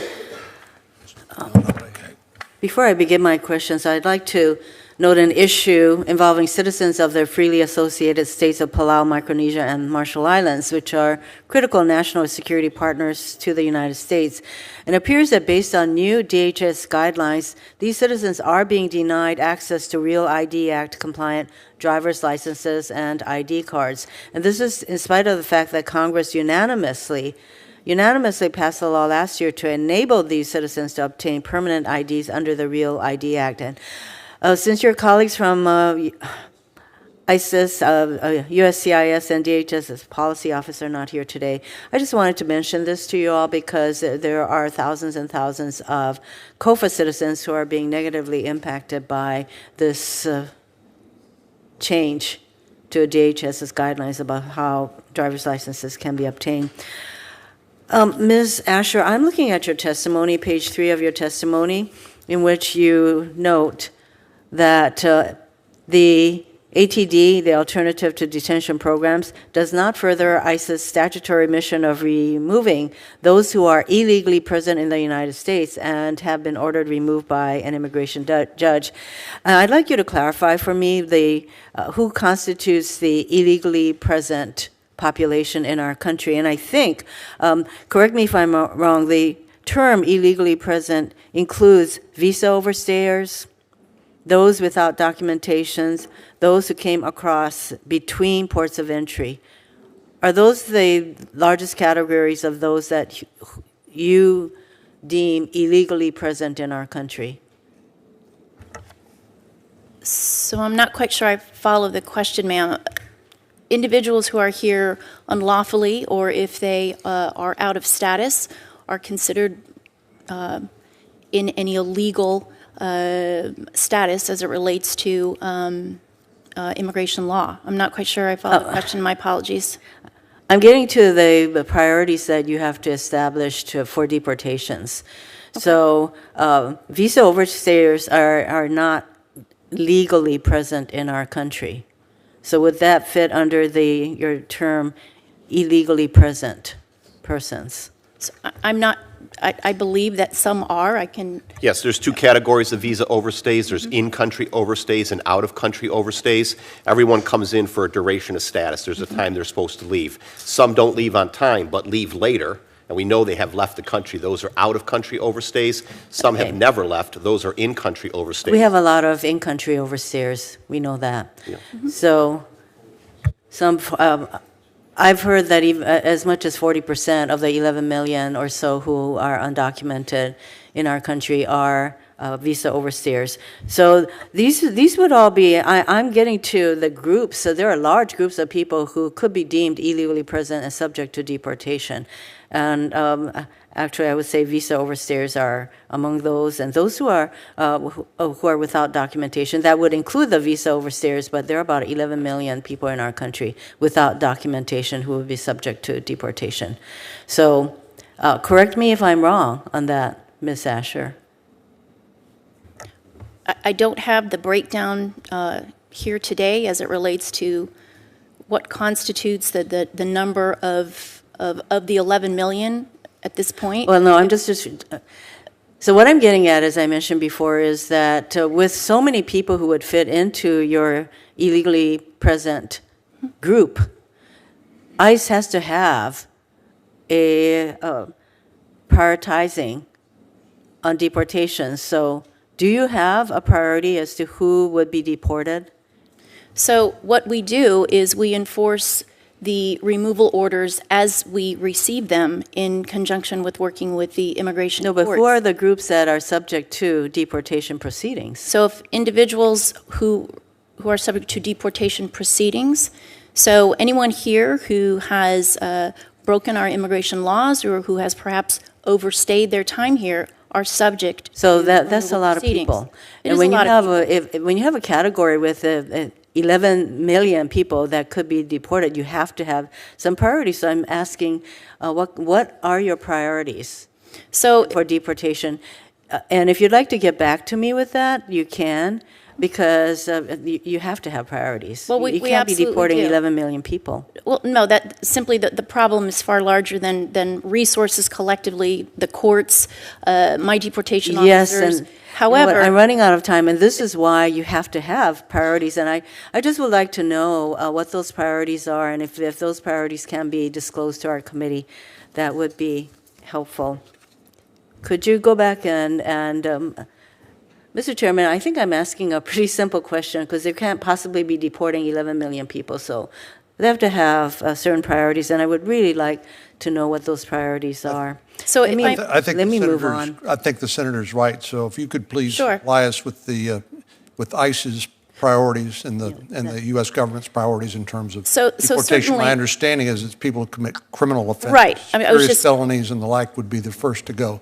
Understood. So, and that is in sort of the public safety realm. Obviously, individuals who have been convicted. Yes, so I understand that, and so if you do Okay. have such a list, I would like to have them, because I think we all know that there have been people who have been deported, who have basically committed what I would call very low level kind of felonies. So I'd just like to know where these people fall. May I ask just one more question, since I have to go through so much explanation on my first question?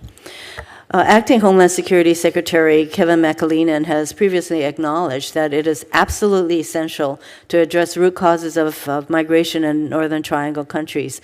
So that would mean, though, that we need to provide foreign aid to these countries so that we can get to the root causes of the violence in these countries that cause so many of their people to attempt to create a better life for themselves in our country. So do you agree do the panelists agree that we do need to get to the root causes in some way, which would be foreign aid?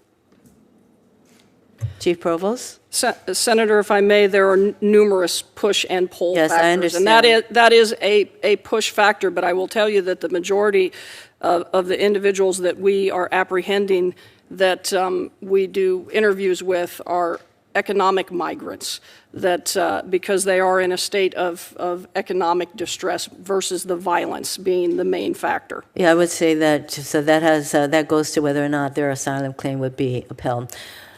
So Mr. Owen? we'll go to Can Senator we Lee. just, do you mind if they just go down the list as to whether the root causes is something that we need to address? No, I think Mr. Owen? the chief hit it well.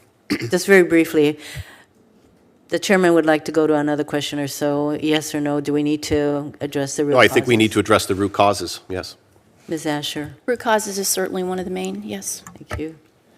Senator, HHS is committed to the health and well-being of the children that are referred to us. We do not set or enforce immigration. Mr. Padilla? I believe Central America has to be provided aid, but it has to be targeted aid. It has to have accountability. Yes, I understand. Thank you, Mr. Chairman. Thank you, Chief. I'd note that the United States track record when it comes to nation building is not all that great. Senator Lee. Thank you very much, Mr. Chairman. Thanks to all of you for being here, and thanks for what you do for a living and for what you do to keep us safe. The situation at the border has become a crisis on many levels. Certainly a humanitarian crisis, absolutely a crisis for the rule of law. This is sort of what happens when a legal regime itself contains loopholes within it that can be manipulated in such a way as to undermine the very interests, the very objectives sought to be achieved through that system of laws.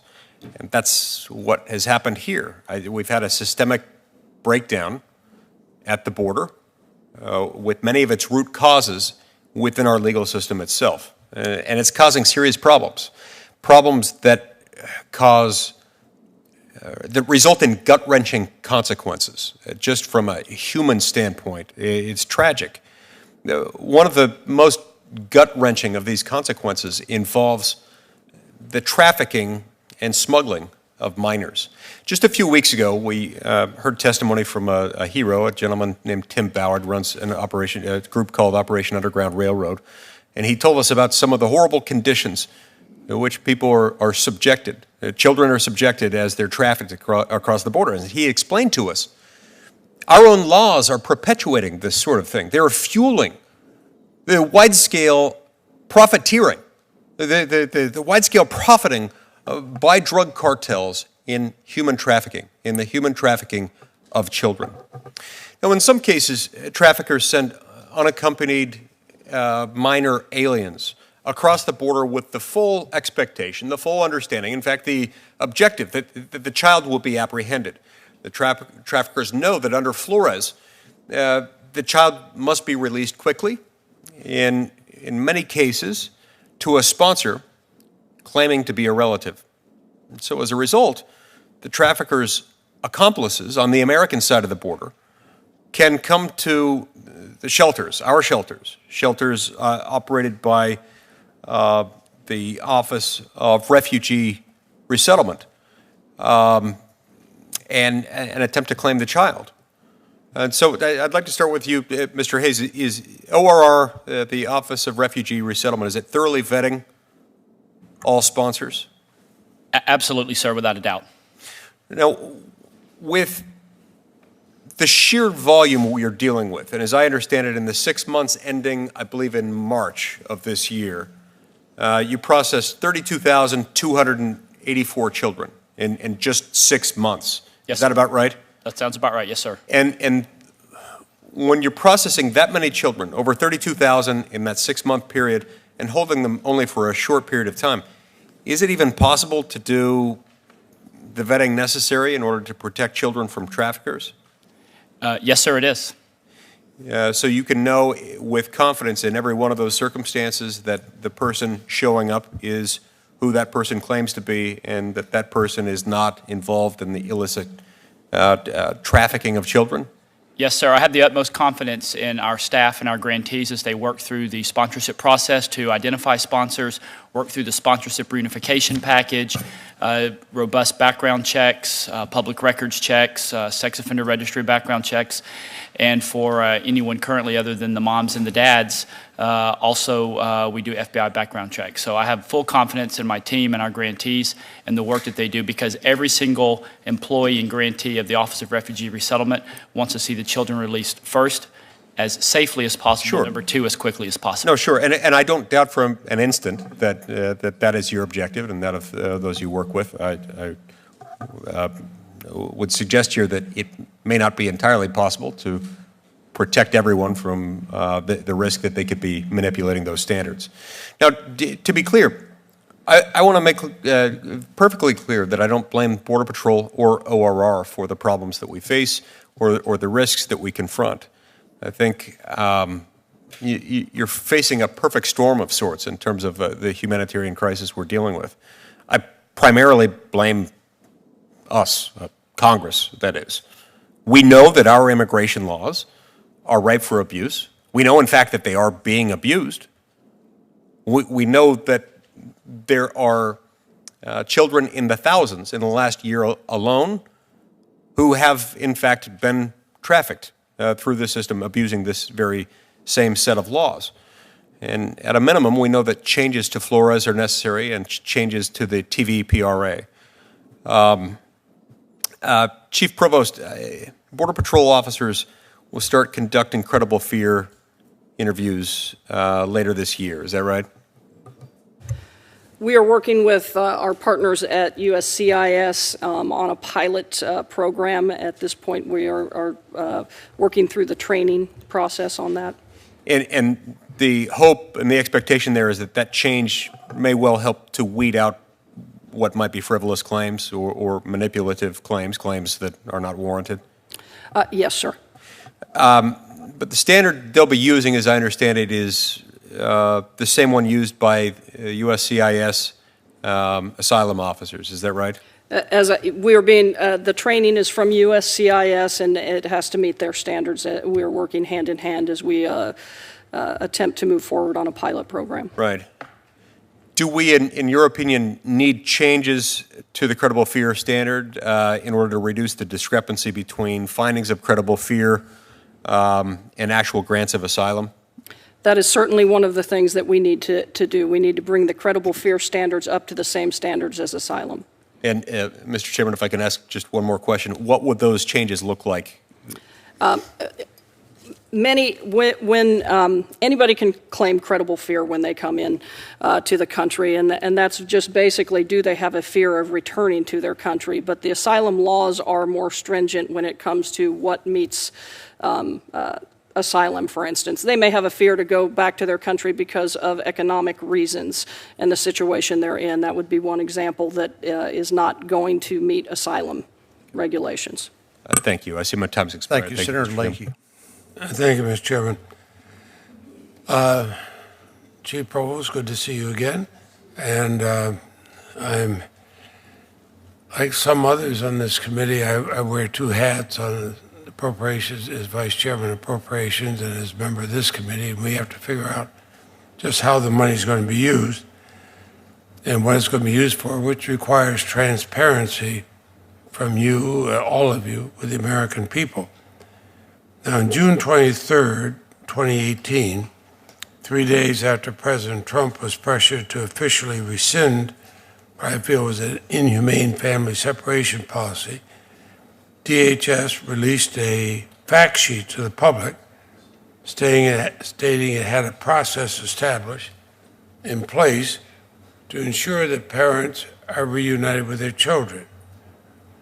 Ms. Asher, was this DHS fact sheet inaccurate or misleading in any way at the time it was released on June 23rd, 2018?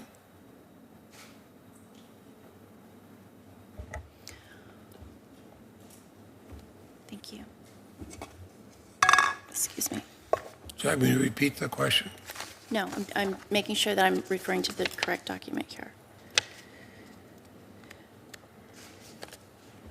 So what we were doing... No, just answer the question simply. You released a fact sheet to the public stating you had a process established in place to ensure that parents are reunited with their children. Was that fact sheet accurate or in any way misleading? That's a fact sheet DHS issued. The fact sheet is, if we had a shared way, a SharePoint system that we call, that we tried to meld the various systems together that were not originally designed to talk to one another Was it as a database. Inaccurate or misleading in any way? That's a simple question. I don't think that it's misleading. I just think Okay. that it requires further explanation. And the as reason to- I asked that, on the exact same day, you had emails between HHS and ICE officials saying that we do not have linkage from parents to their children, and the government had no way to link parents to children. So on the same day,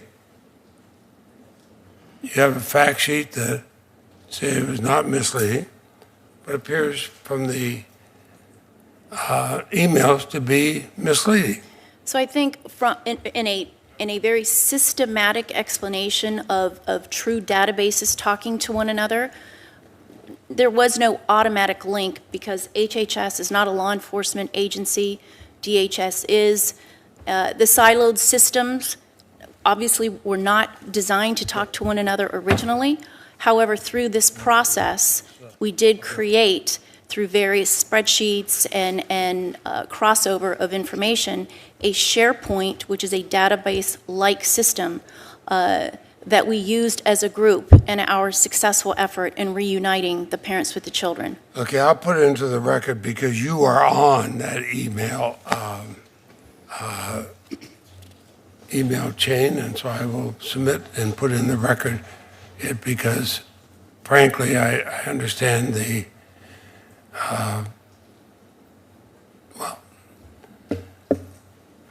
I understand the bureaucraty's way you say it, and I don't mean that as a slam everybody does, but it's contradictory. Reports indicate that President Trump recently pressed administration officials to resurrect a new version of family separation. Are you aware of plans to resurrect any policy, including so-called binary choice, that have the effect, even if not the primary intent, of separating children from their parents? That should be an easy yes or no. I am not aware, no. Anybody else? Okay, let the record show everybody said no. Almost all migrants released from custody are family units, women and children. The statistics show the vast majority of them are going to show up in court. The president has said that the so-called catch and release of migrants results in violent criminals flooding our streets. Mr. Padilla and Ms. Asher, does DHS or ICE have statistics indicating what percentage of migrants released from DHS custody are later convicted of serious violent crimes? I don't have those statistics with me here today. However, if I may take the opportunity to further correct. Are they available?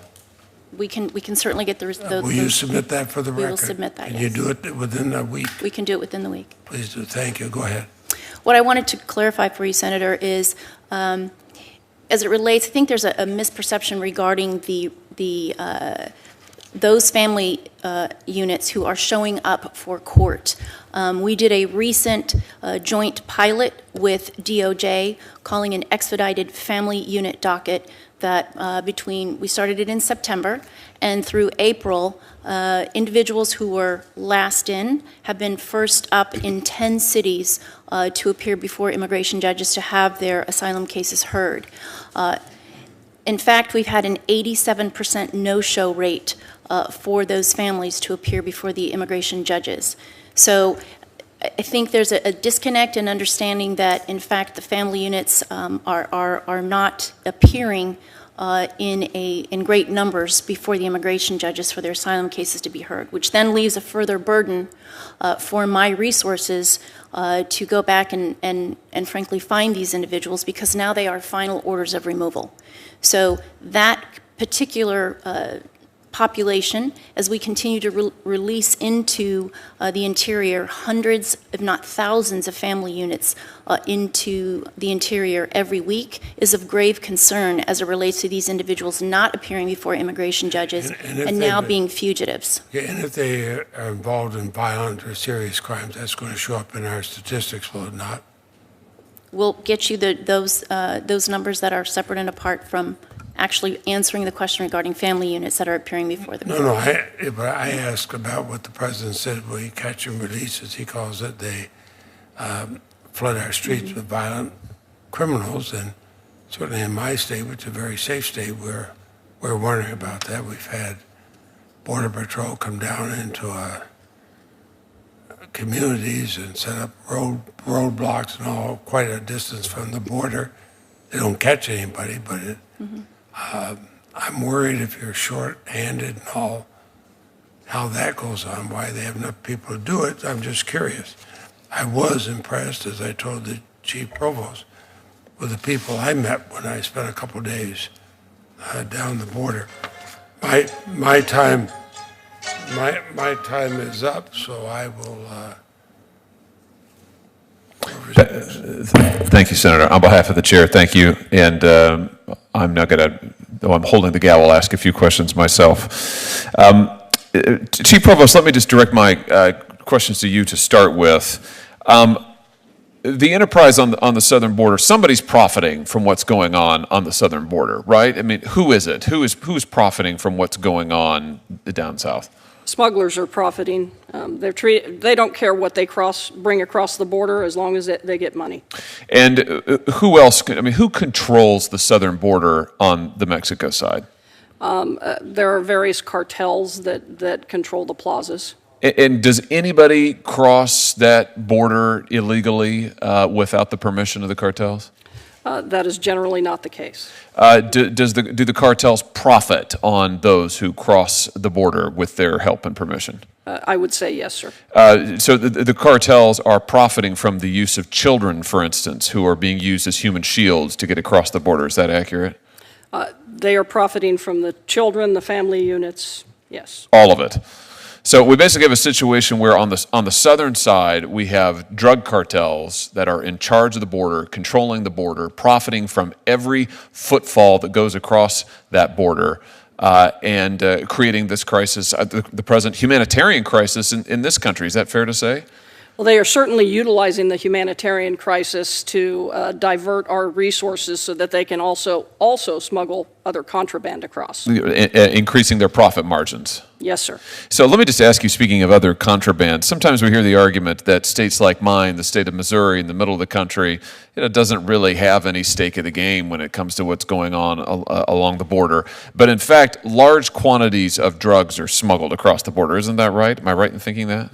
That is correct. In fact, just yesterday, Border Patrol, in conjunction with some other law enforcement partners, had a seizure of 1,000 pounds of methamphetamine. 1,000 pounds of methamphetamine. Just a few months ago in Missouri, the leader of a major meth smuggling operation based in Mexico was sentenced to 38 years in prison for distributing over $1 million worth of meth throughout my state, throughout the state of Missouri. And not even 2 weeks ago, DEA agents in Texas stopped a Greyhound bus bound for Kansas City, Missouri, that had $1.8 million worth of methamphetamine aboard. It's probably for this reason that your predecessor, who's now President Trump's nominee to head ICE, I'm thinking of Mark Morgan, made a point that I think is absolutely critical. He said that every city in America is a border city, and every state in America is a border state. Would you agree with that, Chief? Border security is national security. This impacts the entire nation.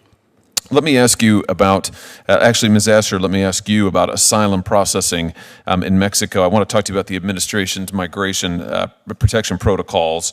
What's important about this policy is that it's helping to remove the incentive for unaccompanied children and families to attempt to cross the United States and claim asylum frivolously, as I understand it, so that they can be paroled in the United States. I know it's been only a few months since the policy was announced, but can you tell me, has there been any progress made on that policy? What effects are you seeing? So I will have to defer to CBP, as that is a port court jurisdiction. Yes, sir. We started the migration protection protocols about early February or so. So since that time, we've returned 4,000 individuals, family units back into Mexico to await for their court hearing to occur later in the docket. So the program is gearing up. We're currently operational in San Ysidro, in Calexico, and in El Paso. And again, we are seeing those returns going back into Mexico, waiting for their court date, returning to the port as scheduled, then returning up to the court and continuing out with their process. Can you give me a sense of what help or... We're going to need to turn to Senator Blumenthal after this question. Can you give me a sense of what help or resistance you've seen from the Mexican government in assisting with this policy? The Mexican government has been a very good partner with us. They have to agree to take the individuals back, so we work with them daily on the logistics as to how many they could receive, the shelters that are available, things of that nature. We've agreed upon the amenable populations that we are returning to them, so they've been a good partner with us on this program. Great, thanks very much. Thank you, Mr. Chairman. Mr. Padilla, let me just ask one clarifying question.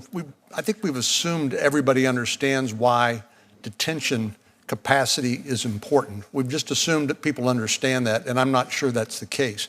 I remember back during the Bush administration, George W. Bush, Secretary Chertoff, we had an influx of Brazilians coming across the border and wondered why that was. And I remember Secretary Chertoff saying the only reason that stopped is because we began detaining and not catching and releasing those individuals.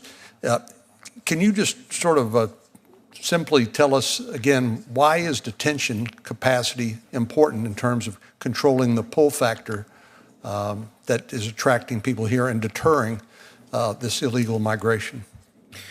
Yes, Senator. It goes back to what Chief Provost was talking about, having a consequence. A consequence does not have to be a criminal consequence. It doesn't necessarily have to be a prosecution, but detaining a person so they can have a fair process, immigration process, and at the end of that process, be returned to their country. Every time we have done that, throughout the history of the Border Patrol, we have reduced the population of said the population that is becoming problematic as far as numbers.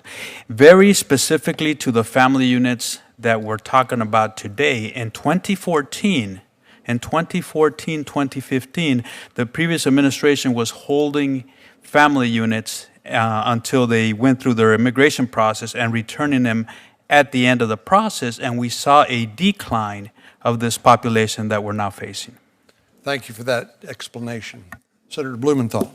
Thanks, Mr. Chairman. As you know, The Secretary of Defense recently issued waivers that expand military activities at the border. In fact, those waivers enable military personnel to interact with migrants to support a Department of Homeland Security request for assistance. I have written today to the Secretary of Defense, in effect saying these waivers are very questionable in legality. I happen to believe they are a violation of law. I've asked for the legal justification. That letter has been joined by 18 or more of my colleagues, some members of the Armed Services Committee and some not. Anybody on this panel involved in that request to the Department of Defense for expanded military activities?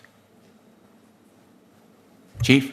I'm not certain of that exact request. I can tell you that we have done requests for assistance that involve Department of Defense helping take on some of the non-law enforcement duties so that my men and women can get back to the border. Not those waivers? I don't know about the waivers. Okay, thank you. Chief, you started serving as Deputy Chief of the U.S. Border Patrol in 2016, I think. That is correct. That's correct, isn't it? Yes, sir. On May 7th, 2018, 1 year ago today, Attorney General Jeff Sessions publicly disclosed this administration's policy of family separation. Through the summer of 2018, this administration separated nearly 3,000 parents and children. Millions of Americans were outraged by this abhorrent policy. I was one of them. Other members of this committee spoke out as well. And a federal court ordered the administration to reunify all the separated families. In January of this year, as you know, the Inspector General of the Department of Health and Human Services released a report that revealed family separation was far worse than initially known. The Inspector General found that this administration had been separating thousands of families starting as early as the summer of 2017, a full year earlier than we initially knew. When did you become aware that this administration was separating thousands of children from their families? Senator, first and foremost, through zero tolerance, we were addressing a zero tolerance prosecution. I'm just initiative. asking, because my time is limited, if you would please, when did you become I will aware? tell you that throughout my career, we have had cases where we have separated families, and we are still separating Well, let me families ask in you, the welfare I of the child apologize. today. I want to ask it in a more precise way. You're absolutely right to point out the lack of precision in my question. For reasons other than fraud or the safety of the child, when did you first become aware that the administration had embarked on a policy of family separation other than for fraud or safety of children? Once again, I would tell you there is no family, has not been a family separation policy. There has been a prosecution policy, and we have separated for prosecution in the past as well family members. Well, I find that answer, with all due respect, disappointing because you know that there has been a family separation policy. Let me ask you, Mr. Hayes, because in your testimony today, you state it will take 6 months just to identify the children separated from their parents between the summer of 2017 and the summer of 2018. How long will it take to reunify all the families separated between the summer of 2017 and the summer of 2018 if it takes 6 months to identify them? Sir, that would be a question, Senator Blumenthal, that I would be happy to get back to you on. I do know that... Why would you not know today as you sit here? Because that particular operation, as agreed to with the judge, is under the direction of Commander Jonathan White with the Public Health Service at HHS, with the Assistant Secretary for Preparedness and Response, working with the staff at ORR and the staff at AS. How long will it take you to get back to us with an answer? I'd have to go back and check with our team and circle back with your staff as soon as possible, sir. Could you give us a date by which you will know the answer, say by the end of the week? I would not presume to provide a date, sir. Well, I will promise you this. You know, we'll since we're talking about time here, with all due respect again, Mr. Hayes, some of these separated children were very young maybe even toddlers. They have been separated from their parents, some of them for more than half their lives. And I would ask you, have you asked for additional resources to undertake this task? Yes, sir, we have. And what has been the response? The response from who, sir? It's what? The response from who? Who did you request additional resources from? We've asked for additional resources from Congress to continue to operate the Office of Refugee Resettlement, and in order to... what about your budget? Yeah, that's the budget. We've asked for an additional $2.9 billion to continue to operate the Office of Refugee Resettlement and the children that are in our care now. And Let me again be more precise with you. Have you asked the Department of Homeland Security for immediate funding, apart from the budget request to Congress, in order to accomplish the task of reunifying these perhaps thousands of families? Yeah. I'm not aware specifically of any asks for resources from them. You're not aware of any requests back for to you additional just as resources? soon as possible, Senator. You'll get back to me as soon as Just possible? as soon as we possibly can, yes, sir. Okay, thank you. Mr. Hayes, do you know of any entity within the federal government that can appropriate money other than Congress? No, sir, Senator, I'm not. Senator Cruz. Thank you, Mr. Chairman.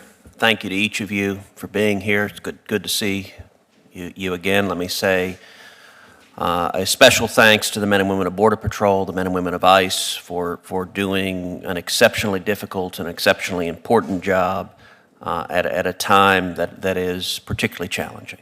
And we are grateful for the men and women of law enforcement and the work you do every day to keep us safe. Chief Provost, can you give us the most up-to-date statistics on how many people are crossing the border illegally and what the trend has been that you've been seeing? Certainly, Senator. Overall, fiscal year to date, 460,294. That's Border Patrol Southwest border apprehensions. Just in the month of April, for Border Patrol, Southwest border, 98,977. And the trend, it is increasing day by day. We had a group just last week of over 50, or a day where we apprehended over 5,200 people. We are seeing groups in this, we've actually apprehended 148 large groups of individuals. Compare that to 13 last fiscal year and 2 the fiscal year before that. And when I say a large group, that's 100 or more people in one group, 148 of those groups. As you know well, the demographic is changing as well. We have apprehended over 165,000 individuals from Guatemala, 133,000 from Honduras, 42,000 from El Salvador.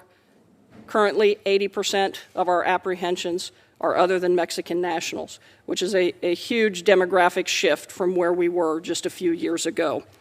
74% are from the Northern Triangle. And in FY18, we apprehended individuals from over 140 different countries. And this fiscal year to date, we've already apprehended individuals from 127 different countries. In your judgment, to what extent does catch and release contribute to this massive increase in illegal crossings? It is a huge pull factor. In my opening statement, I said my biggest concern is that we will have to start releasing single adults if ICE cannot get enough bed space. What we have seen with family units, since we have had to release all family units, we have seen the numbers grow exponentially.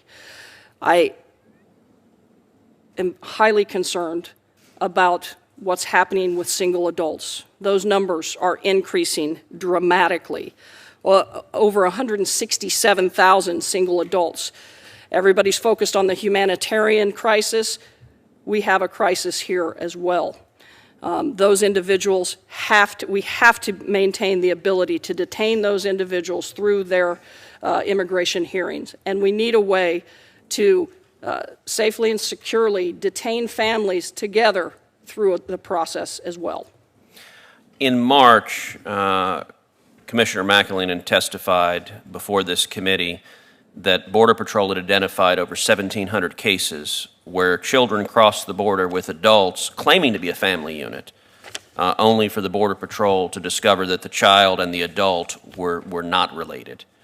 Can you provide any update on those numbers? Our fraud numbers are over 3,500 now, year to date, fiscal year to date. That includes individuals who are not related whatsoever. It also may include individuals who claim to be juveniles, but then we determine that they are actually adults themselves, as well as some that you have the breakdown of how many are fraudulent family units? And if not, if you could get the... 3,500, over 3,500 so far. So I've heard reports that the cartels are now engaged in the practice of renting children.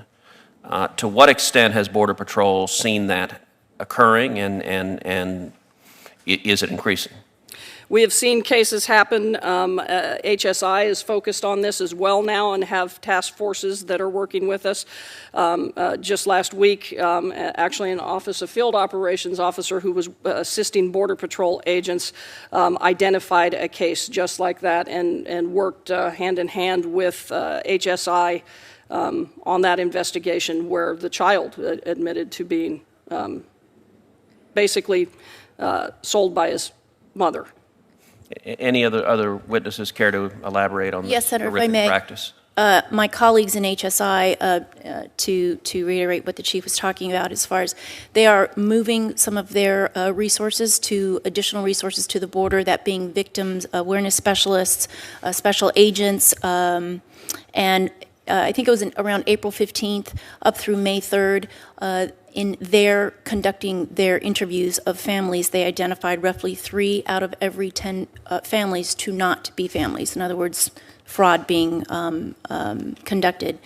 Also, and let me ask you briefly, just because time is expiring, would you agree that congressional loopholes that make essentially a child a get-out-of-jail-free card no question. Incentivize cartels abusing children and putting them in these circumstances? Absolutely. It's alarming what we are, as we are turning resources to this problem, because first and foremost, the welfare of the children is the most important to all of us for our components. And to the chief's words, I'm really concerned once we start digging into this as to the level of exploitation, these children being recycled, fraudulent documents. Another problem, if I may, adults posing as children. We've had cases where individuals are saying they're 17, 16, we're putting them in HHS care, only to find out after further investigation they're as old as in their late 20s. I mean, the fraud, the exploitation is rampant, and it's not stopping. Please keep this committee advised as those data, that evidence is developed, because I think this is an issue of particular concern to this committee. Thank you. Chief Provost, as the Border Patrols had to deploy more and more agents to deal with the families and children, have you had to pull Border Patrol agents from some of the interior checkpoints? Yes, Senator, we've had to close down checkpoints. We have actually pulled some agents from task forces with other law enforcement that are critical task forces when it comes to sharing information and working together.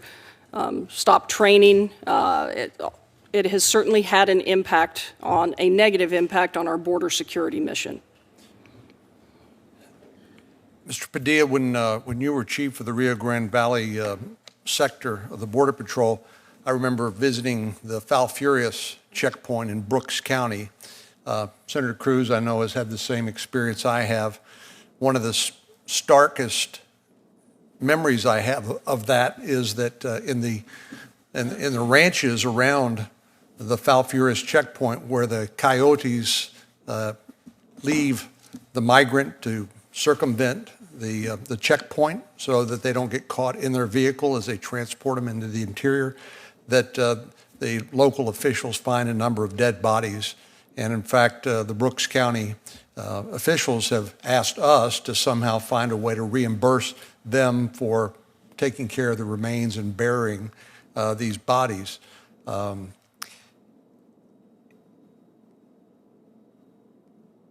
what I really wanted to ask about was the other countries that are exploiting this vulnerability in our border. I assume that if people can get here from Central America, they can get here from anywhere in the world. And I do remember down again around the Falfurrias area that seeing some of the rescue beacons in Spanish, English, and I believe in Chinese. So do you actually have Chinese individuals coming across the southwestern border into the United States? Absolutely, Senator. Chief Provost just mentioned that 140 so far, different nationalities. Chinese is definitely one of them. So Sheriff Benny Martinez, right there in Falfurrias, one of the things that it stands out to me is the number of deaths that we see every year, between 200 and 300 deaths a year because of a broken border security system. Are huge numbers, and every time or all the time that we spend not taking action. 40 different countries last year, 127 to date this fiscal year. And if I may, just as one example, Senator, when you talk about the checkpoints being closed down, thank God yesterday our Laredo checkpoint was up because they found individuals being smuggled in a box truck through the checkpoint. We were able to apprehend them, but it was 112 degrees inside the back of that box truck where 21 migrants were, to include 2 juveniles. If that checkpoint wasn't there, we can only imagine what could have happened. It could have been a tragedy. And do some of these 140 different countries where these migrants hail from, are some of these countries that are of particular concern to U.S. national security? Most certainly, Senator. And can you give us a few examples? Yemen, all across. I recently, I think that has been an area, but we are getting people from China, from Brazil, again, Venezuela, many Middle Eastern countries, many countries in Asia, everywhere. No. Senator Durbin, any other questions? Chief Provost, you talked about 3,500 fraudulent families. Over what period of time? Fiscal year to date, sir. So the statistics I have suggest that there have been 189,000 family units processed year to date. And you have identified 3,500 fraudulent families. I'm doing rough calculation. That's less than 2%, correct? I don't do math well in public, but that's a small percentage, yes, sir. Mm-hmm. So any one of them is of concern. But when we talk about fraudulent, impact on the system, it's lower than 2% of those who are claiming to be families who actually are. That's the amount that we have been able to identify, Senator. I know that number is higher than that. I'm sure it could be. And when it comes to the use of Z portals, Mr. Owen? Yes, sir. Is it proper to call you Mr. Owen? You look like you're Mr. got a Owen. rank here. Mr. Owen's fine, sir. Okay, fine. So are you familiar with Z portals? Yes, I am. You're familiar with the fact that we added hundreds of millions of dollars Yes, sir. to your appropriation? Yes, sir. I'm going to, at the risk of bragging, say I brought this up to the president. He said, do it. Yes. And it was based on Mr. McAleen's recommendation to me, so it wasn't an original thought. Yeah. When I went through the El Paso port of entry, the Z portal wasn't working. Okay. So when we're talking about detecting people in 115-degree trailers or narcotics, how often does this technology that's supposed to scan and x-ray all the vehicles coming through break down? Do you know? Well, the technology is very reliable. Obviously, mechanics and things happen, but the more equipment that we have posted at the ports of entry because of the congressional funding allows us to scan higher and higher percentages of the vehicles coming through. Remember, 77 million cars came through last year, the border, so the volumes are just astronomical, and without the advanced non-intrusive inspection equipment that Congress continues to support us with, we would not be able to search any near those. Well, there was no partisanship in this. Both parties jumped on it. The president did too. Yes. Once we convinced his acting chief of staff. So let me ask this question, Mr. Hayes. When ORR has an unaccompanied child, UAC, and is trying to establish whether or not they should move forward in the process of asylum, is this how thorough is that process to determine whether that child is eligible or could be eligible for asylum status? So, sir, that work would be done through the, through the many legal services, provisions that we provide for those UAC. We work with the Executive Office of Immigration Review. You're probably very familiar with VERA, one of our legal services providers, and their subgrantees. We work through that process with each of the children in our care. They're all eligible for legal services. From the Know Your Rights presentation from when they once arrived to determining if there is any potential legal relief for them from an immigration perspective. We work through that. I don't have any specific numbers as to how many seek asylum. I'd be happy to get back to you with that. I'm not asking for that. That would be too much to ask. What I'm trying to do is to get a grip on what ORR does to determine whether this child may be eligible for asylee status. And you've talked about some legal involvement here. Does the process take more than a few minutes? Yes, sir. To the best of my knowledge, it does take a little bit more than a few minutes. It's a pretty involved process. Mm-hmm. And does it involve more than one person making this decision? Yes, sir. To the best of my knowledge, there's a group of folks that are involved in that decision between the legal services providers, the Executive Office of Immigration Review, an immigration judge, and folks like that are involved in the process. So under the current status situation of the law, unaccompanied children from Mexico do not make it to ORR.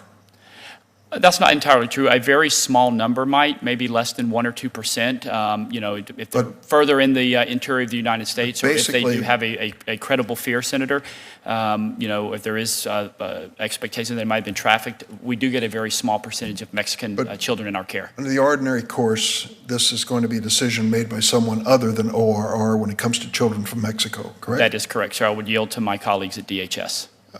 And that would be Customs and Border Protection, would it not? CIS, ultimately. Okay. So here's the point I'm getting to. When the GAO did a survey or investigated the activities of your agency, Homeland Security Agency, when it came to determining the eligibility of children from Mexico to go forward in the process, they found, and this goes back to 2015, the most recent, they found that there were varying levels of awareness about how they were to assess screening criteria. I understand one of the proposals before us now is that we would shift all of these determinations to Customs and Border Protection, or CIS, away from ORR. The point I'm getting to, I hope, after this long journey, is ORR clearly takes time, brings in people, has legal representation involved in it. It isn't a quick judgment made at the border with a child. So what assurance can you give us that changing this process now and saying all children are going to go through this border decision, they're not going to go to ORR, would result in a fair outcome and justice? Senator, I can say, speaking to the GAO report, first and foremost, we have put other factors into consideration. When it comes to training, we've revised Form 93 for TVPRA for trafficking screening, and reinforced annual training with our men and women. But as we said earlier, with children in particular, they are of our utmost concern. And ensuring that they have the right representation, and CIS, that is part of the process. I can't speak fully to the CIS process. But let me be specific, because what they found was pretty egregious. They said that CBP policy states that the unaccompanied children under the age of 14 are presumed generally unable to make an independent decision. But GAO's analysis of CBP data in a random sample of cases from fiscal year 2014 found that the Border Patrol repatriated 93% of Mexican children under the age of 14 without documenting the basis for their decision. So there was a clear break date in age where they said, you can't do this. You can't presume that these children are not eligible. Are you telling me, what I'm trying to get to is this, we're going to be asked to change the laws, okay, change the faucet. And one of the changes is to make sure that Mr. Hayes in his process doesn't make the decision, but you get to make it. Not you personally, obviously, but closer to the border. And the obvious question that we should ask is, how good are you at this? Because what's at stake here may be the life of a child. So what can you tell me? Well, as CIS is not represented here, I don't want to get into completely what they do, but I can tell you that we work with the consular officers from the countries of any of these children that we come in contact with, and immigration officials as well when it comes to any returns. Okay. Well, naturally, there's a concern about returning them to countries that can't protect them or making a decision at the border that doesn't reflect the reality of why they're there. And I think that's one of the things I hope we can work out. Senator Kennedy. I'm going to really try to be brief.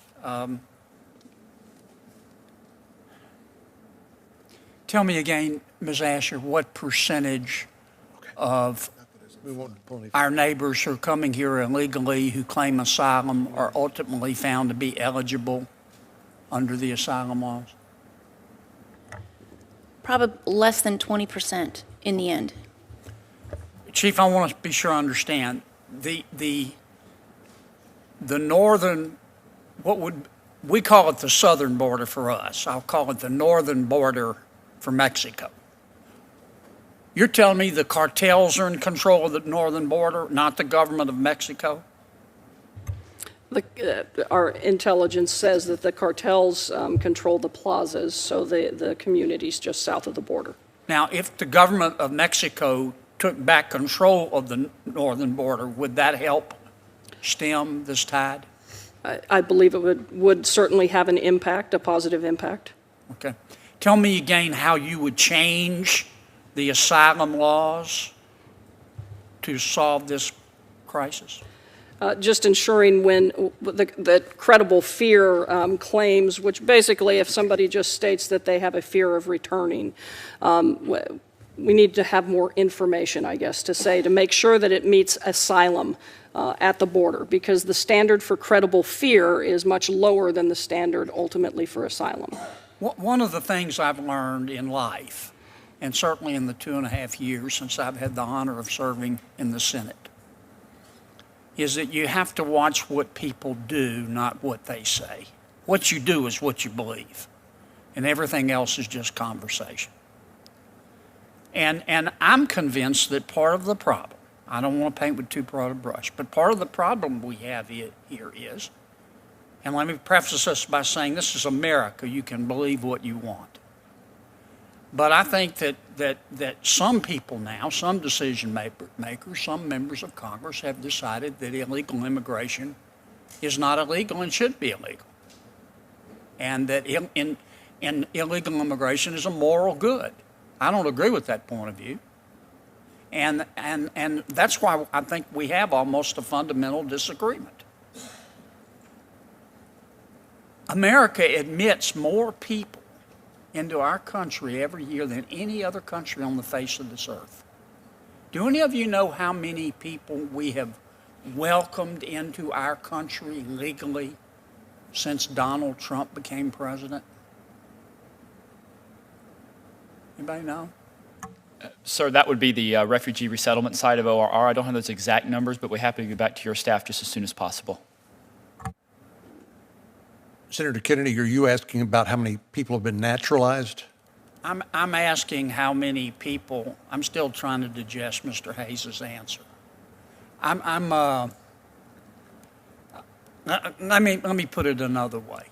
What I'm asking is how many people since Donald J. Trump has been president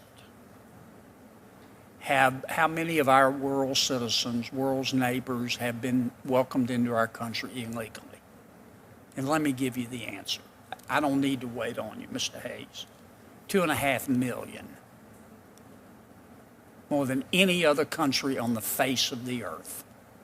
So this isn't an issue of us hating immigrants. We're a nation of immigrants. But I just find this breathtaking. Just absolutely breathtaking. We could fix this problem in 2 weeks if we wanted to, by changing the law, by designing a law that looks like somebody designed the damn thing on purpose. And it's an embarrassment to me that we don't even try. Thank you, Mr. Chairman. Senator Blackburn. Thank you, Mr. Chairman, and thank you all for being here. I think we all agree that there is such an unbelievable crisis that is taking place on the border. And Chief, I was at the White House one day and you came in and spoke to us for a few minutes, and I appreciated your remarks and your honesty about the situations that are there. I've got a couple of questions. Director Asher, the judges, I know the president has had a directive. He wants these cases settled within 180 days, and you all have a backlog of 800,000 cases. And so talk to me for 30 seconds on what your needs are in order to try to meet this directive. It seems impossible to me. Thank you, Senator. That's a great question. It is impossible. The system is broken. Good intention to have these cases heard, but again, unless the entire continuum together is allowed to grow resources by speeding up the process without all of the pieces needed for the process to be worked timely, it will fail. I can tell you that for every immigration judge that is needed to be hired, on the government side of things, specifically in ICE, I need 3 attorneys to work for every 1 immigration judge. Okay, how long is it going to take you to put that infrastructure in place to even begin hearing the cases? So we need funding because part of this well, too let's is... talk about timeline. Okay, because then I timelines. know we're going to have to get Right. the funding, but the timeline has to be done first. That's without getting these direct hires, taking time to bring people on board, which includes my officers to do the management of the cases themselves. I mean, we're talking several months, if not a year. It's a colossal feat to accomplish. Okay, so you're looking at a year of setup and infrastructure building in order to get to the cases, and the backlog continues to build that entire year. So am I correct on that? It does. The non-detained, specifically the non-detained docket, it is at 800,000 today. It is growing anywhere between 4,000 and 8,000 new cases every week. Because simply, right, if we are releasing all of these family units into the interior, theoretically, they are being calendared for immigration hearings. We know that the majority of them do not show up, but just imagine if I'm releasing with my component to date 168,000 family units since December 21st, and now Chief Provost has started to release family units as well, and I don't even remember what your number was, Chief. Over 33,000. Do the math there, ma'am, and we're talking several 100,000 of family units. So you're looking at a docket Growing of a docket. 1.5 million cases before you To can be heard. start. Yes, ma'am, on a non-detained, yes. Okay, that's helpful. Good information for us. Chief, I want to ask you, the new wall that is up down in San Diego, Yes, Senator. is this helping? Is it making it tougher? Is this the right type move? I think we're all frustrated with drugs that are flooding in. The human trafficking, the sex trafficking, this renting of children is heartbreaking. It is devastating. So is the wall helping out in San Diego? It certainly helps. Everywhere that we have it, it helps, particularly right now as my manpower is spread extremely thin, being diverted to deal with the humanitarian issues, having a impedance and denial, and being able to then spread out the ability to come across in certain areas, particularly for smugglers, drug smugglers, and such. It certainly helps my operations. Let's see. Mr. Hayes, DHS and HHS have an agreement to share information on detainees. Is that correct? On the sponsors, I believe, that you're asking about. Yes, on the sponsors, not the children, but the sponsors. Yes, ma'am. Okay. Yes, ma'am. All right. Is that functioning as we would hope it should be functioning? There are certain components of it. I believe you're referencing to the appropriations language that limits Yes. ICE's ability. I'd have to defer to ICE on the specifics of that. I do know from a purpose of determining sponsorship and how it affects the length of care, I don't think it's having a positive impact on the operation of ORR. And ORR, your budget this year is how much? It is, I know the initial appropriation was $1.3 billion. There's some additional monies in there in the transfer and reprogramming inside of Have you all been HHS. able to get your fiscal house in order in the past 12 months? I'm not sure I follow your question. Are you filing your reports in a timely manner? ORR had a problem with that at one point, a couple of years ago. I am aware of that. To the best of my knowledge, we are working very faithfully to submit any reports. If there are some that you are not seeing or would like access to, please let us know. We'll be happy to get that to you and your staff, That is ma'am. wonderful. Thank you all very much for being here. Your information is helpful. We are grateful for your dedication and your service. And Mr. Chairman, I yield back. I have just a couple of two final questions. One is, Ms. Asher, maybe we'll start with you.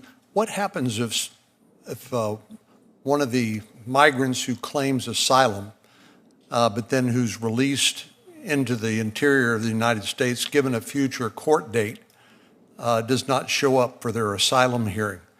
Does the judge issue a deportation order as a result of that, and do they waive their asylum claim for not showing up in court? Senator, that's correct. It's called an in absentia order, which that is the majority of I referenced the pilot that EOIR conducted with the family units. 87% of those individuals did not show up, so therefore an absentia order was rendered. So am I correct in concluding that not only do people who don't have valid grounds for asylum show up in front of the immigration judge, that people who may have valid claims for asylum don't show up? And so we are basically harming people who may have a legitimate claim in front of an immigration judge based on our inability to deal with this volume of people and claims. That's absolutely correct, sir. And that's yet another sort of tragedy to all of this, because good intention programs that are stood up, particularly individuals to claim credible fear, to ask for asylum, it is so wrought with fraud and just fraudulent claims that the individuals who truly have cases to be heard for consideration are lost in the volume and waiting for years perhaps to be heard, or just not showing up, and they're ending up in the same sort of predicament. So yes, the consequences of not showing up are absolutely detrimental to those who may have a claim.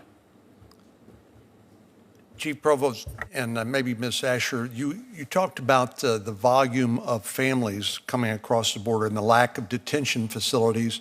I think I heard you say, Ms. Asher, that because of the increase in volume of single adults coming across, that you basically had to clear out the families from some of the detention facilities simply to take care of this increased volume in adults. Did I hear that correctly? You did, sir. At our Carnes Family Residential Center, we had to close out holding families, and specifically, if I may add, at Carnes, we were holding male heads of household, but because of the surge of single adults, and in this case, we had this surge in helping on females, we had to make the operational decision to convert until further notice.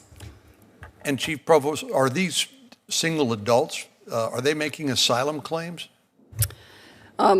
In Border Patrol custody of the apprehensions that we've had across the board, only about 8% of our apprehensions claim credible fear in our custody. Most of the claims are happening, I believe, in Ms. Asher's custody. And so if you don't have the detention beds for single adults, what's your alternative? The only alternative is what I said is my biggest fear, eventually having to release single adults, and if there is no consequence, we'll lose the border. And by that you mean the pull factor based on the fact that the smugglers and the migrants have figured out how to game the system and successfully find themselves permanently in the United States? That's what you mean? Certainly. If there is no consequence then the numbers will grow dramatically. If single adults cannot be detained, then those numbers will grow dramatically, just as family units have grown dramatically. And just to be clear, when you talk about consequences, is it important to have consequences to deter people from beginning the trip in the first place? Certainly, if they know that they're going to be released, and that's part of the reason I think our credible fear claims, particularly with family units, are low. They don't have to claim credible fear. They know they're going to be released into the country. Well, I want to thank each of you for being here today and enhancing our understanding of the challenge that you and we face. And frankly, I'm grateful to you for also placing the responsibility where it lies, and that's squarely at the feet of Congress. People can whistle past the graveyard. They can act like, well, this is not a big deal, or try to ignore it or be distracted by other issues. But I think you have done a good job of telling us what the facts are, and it's up to us, those of us in Congress who are elected to represent the people of the United States. It's our responsibility now to respond, and I can only hope that we will. We will leave the record open for, I guess, 7 days, for 1 week. There may be additional written questions that may come your way. I'm not sure there will be, but if there are, I hope you'll respond promptly, and then we'll close the record out in a week's time. But with that, let me thank each of you for your service, and thank you for being here today. We're adjourned.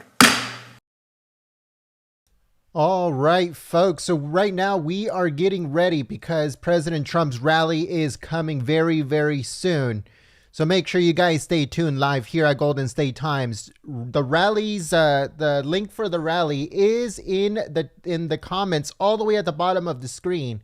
You can also find it in the description area of the video. Let me show you guys real quick where the link to the rally for President Trump is at. Hold on, give me 1 second here.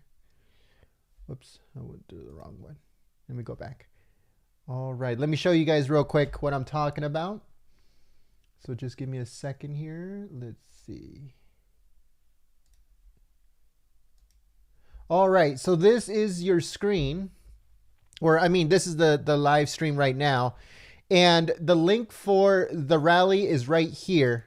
If you look in the description, you'll see it right here. Or you can scroll all the way down and you'll see it that is pinned to the top of the comments of this live stream. So you can either click the description and you'll find the link right here, or you can scroll all the way down and you can see it at the bottom of the screen. I'll put it in the chat too, so that way, you know, if people can't find it, then maybe we can find it like this. All right, so I'm going to be putting it in the chat. So that is the link for the rally that is happening in just a little while. President Trump is going to be delivering a speech at a rally in Panama City Beach, Florida. So that's happening later on today. Make sure that you guys join us, set the notification. Also make sure that you guys let people know and that you guys tune in later on today for President Trump's rally in Panama City Beach, Florida, live here at Golden State Times. Don't forget, folks, Trump rally coming later on today. The link is at the bottom of this live stream. It's pinned to the top, or you can also find it in the chat. I mean, in the description of this live stream. I'm also putting it in the chat, so make sure you guys click on that. And you guys get ready for President Trump's rally. Thank you so much for tuning in to Golden State Times and choosing us as your stream of choice. Make sure that also click the notification bell. That way you get a heads up when we go live. If you guys want to get notified directly by me here at Golden State Times, all you have to do is send me a text message with the word America First to 555888.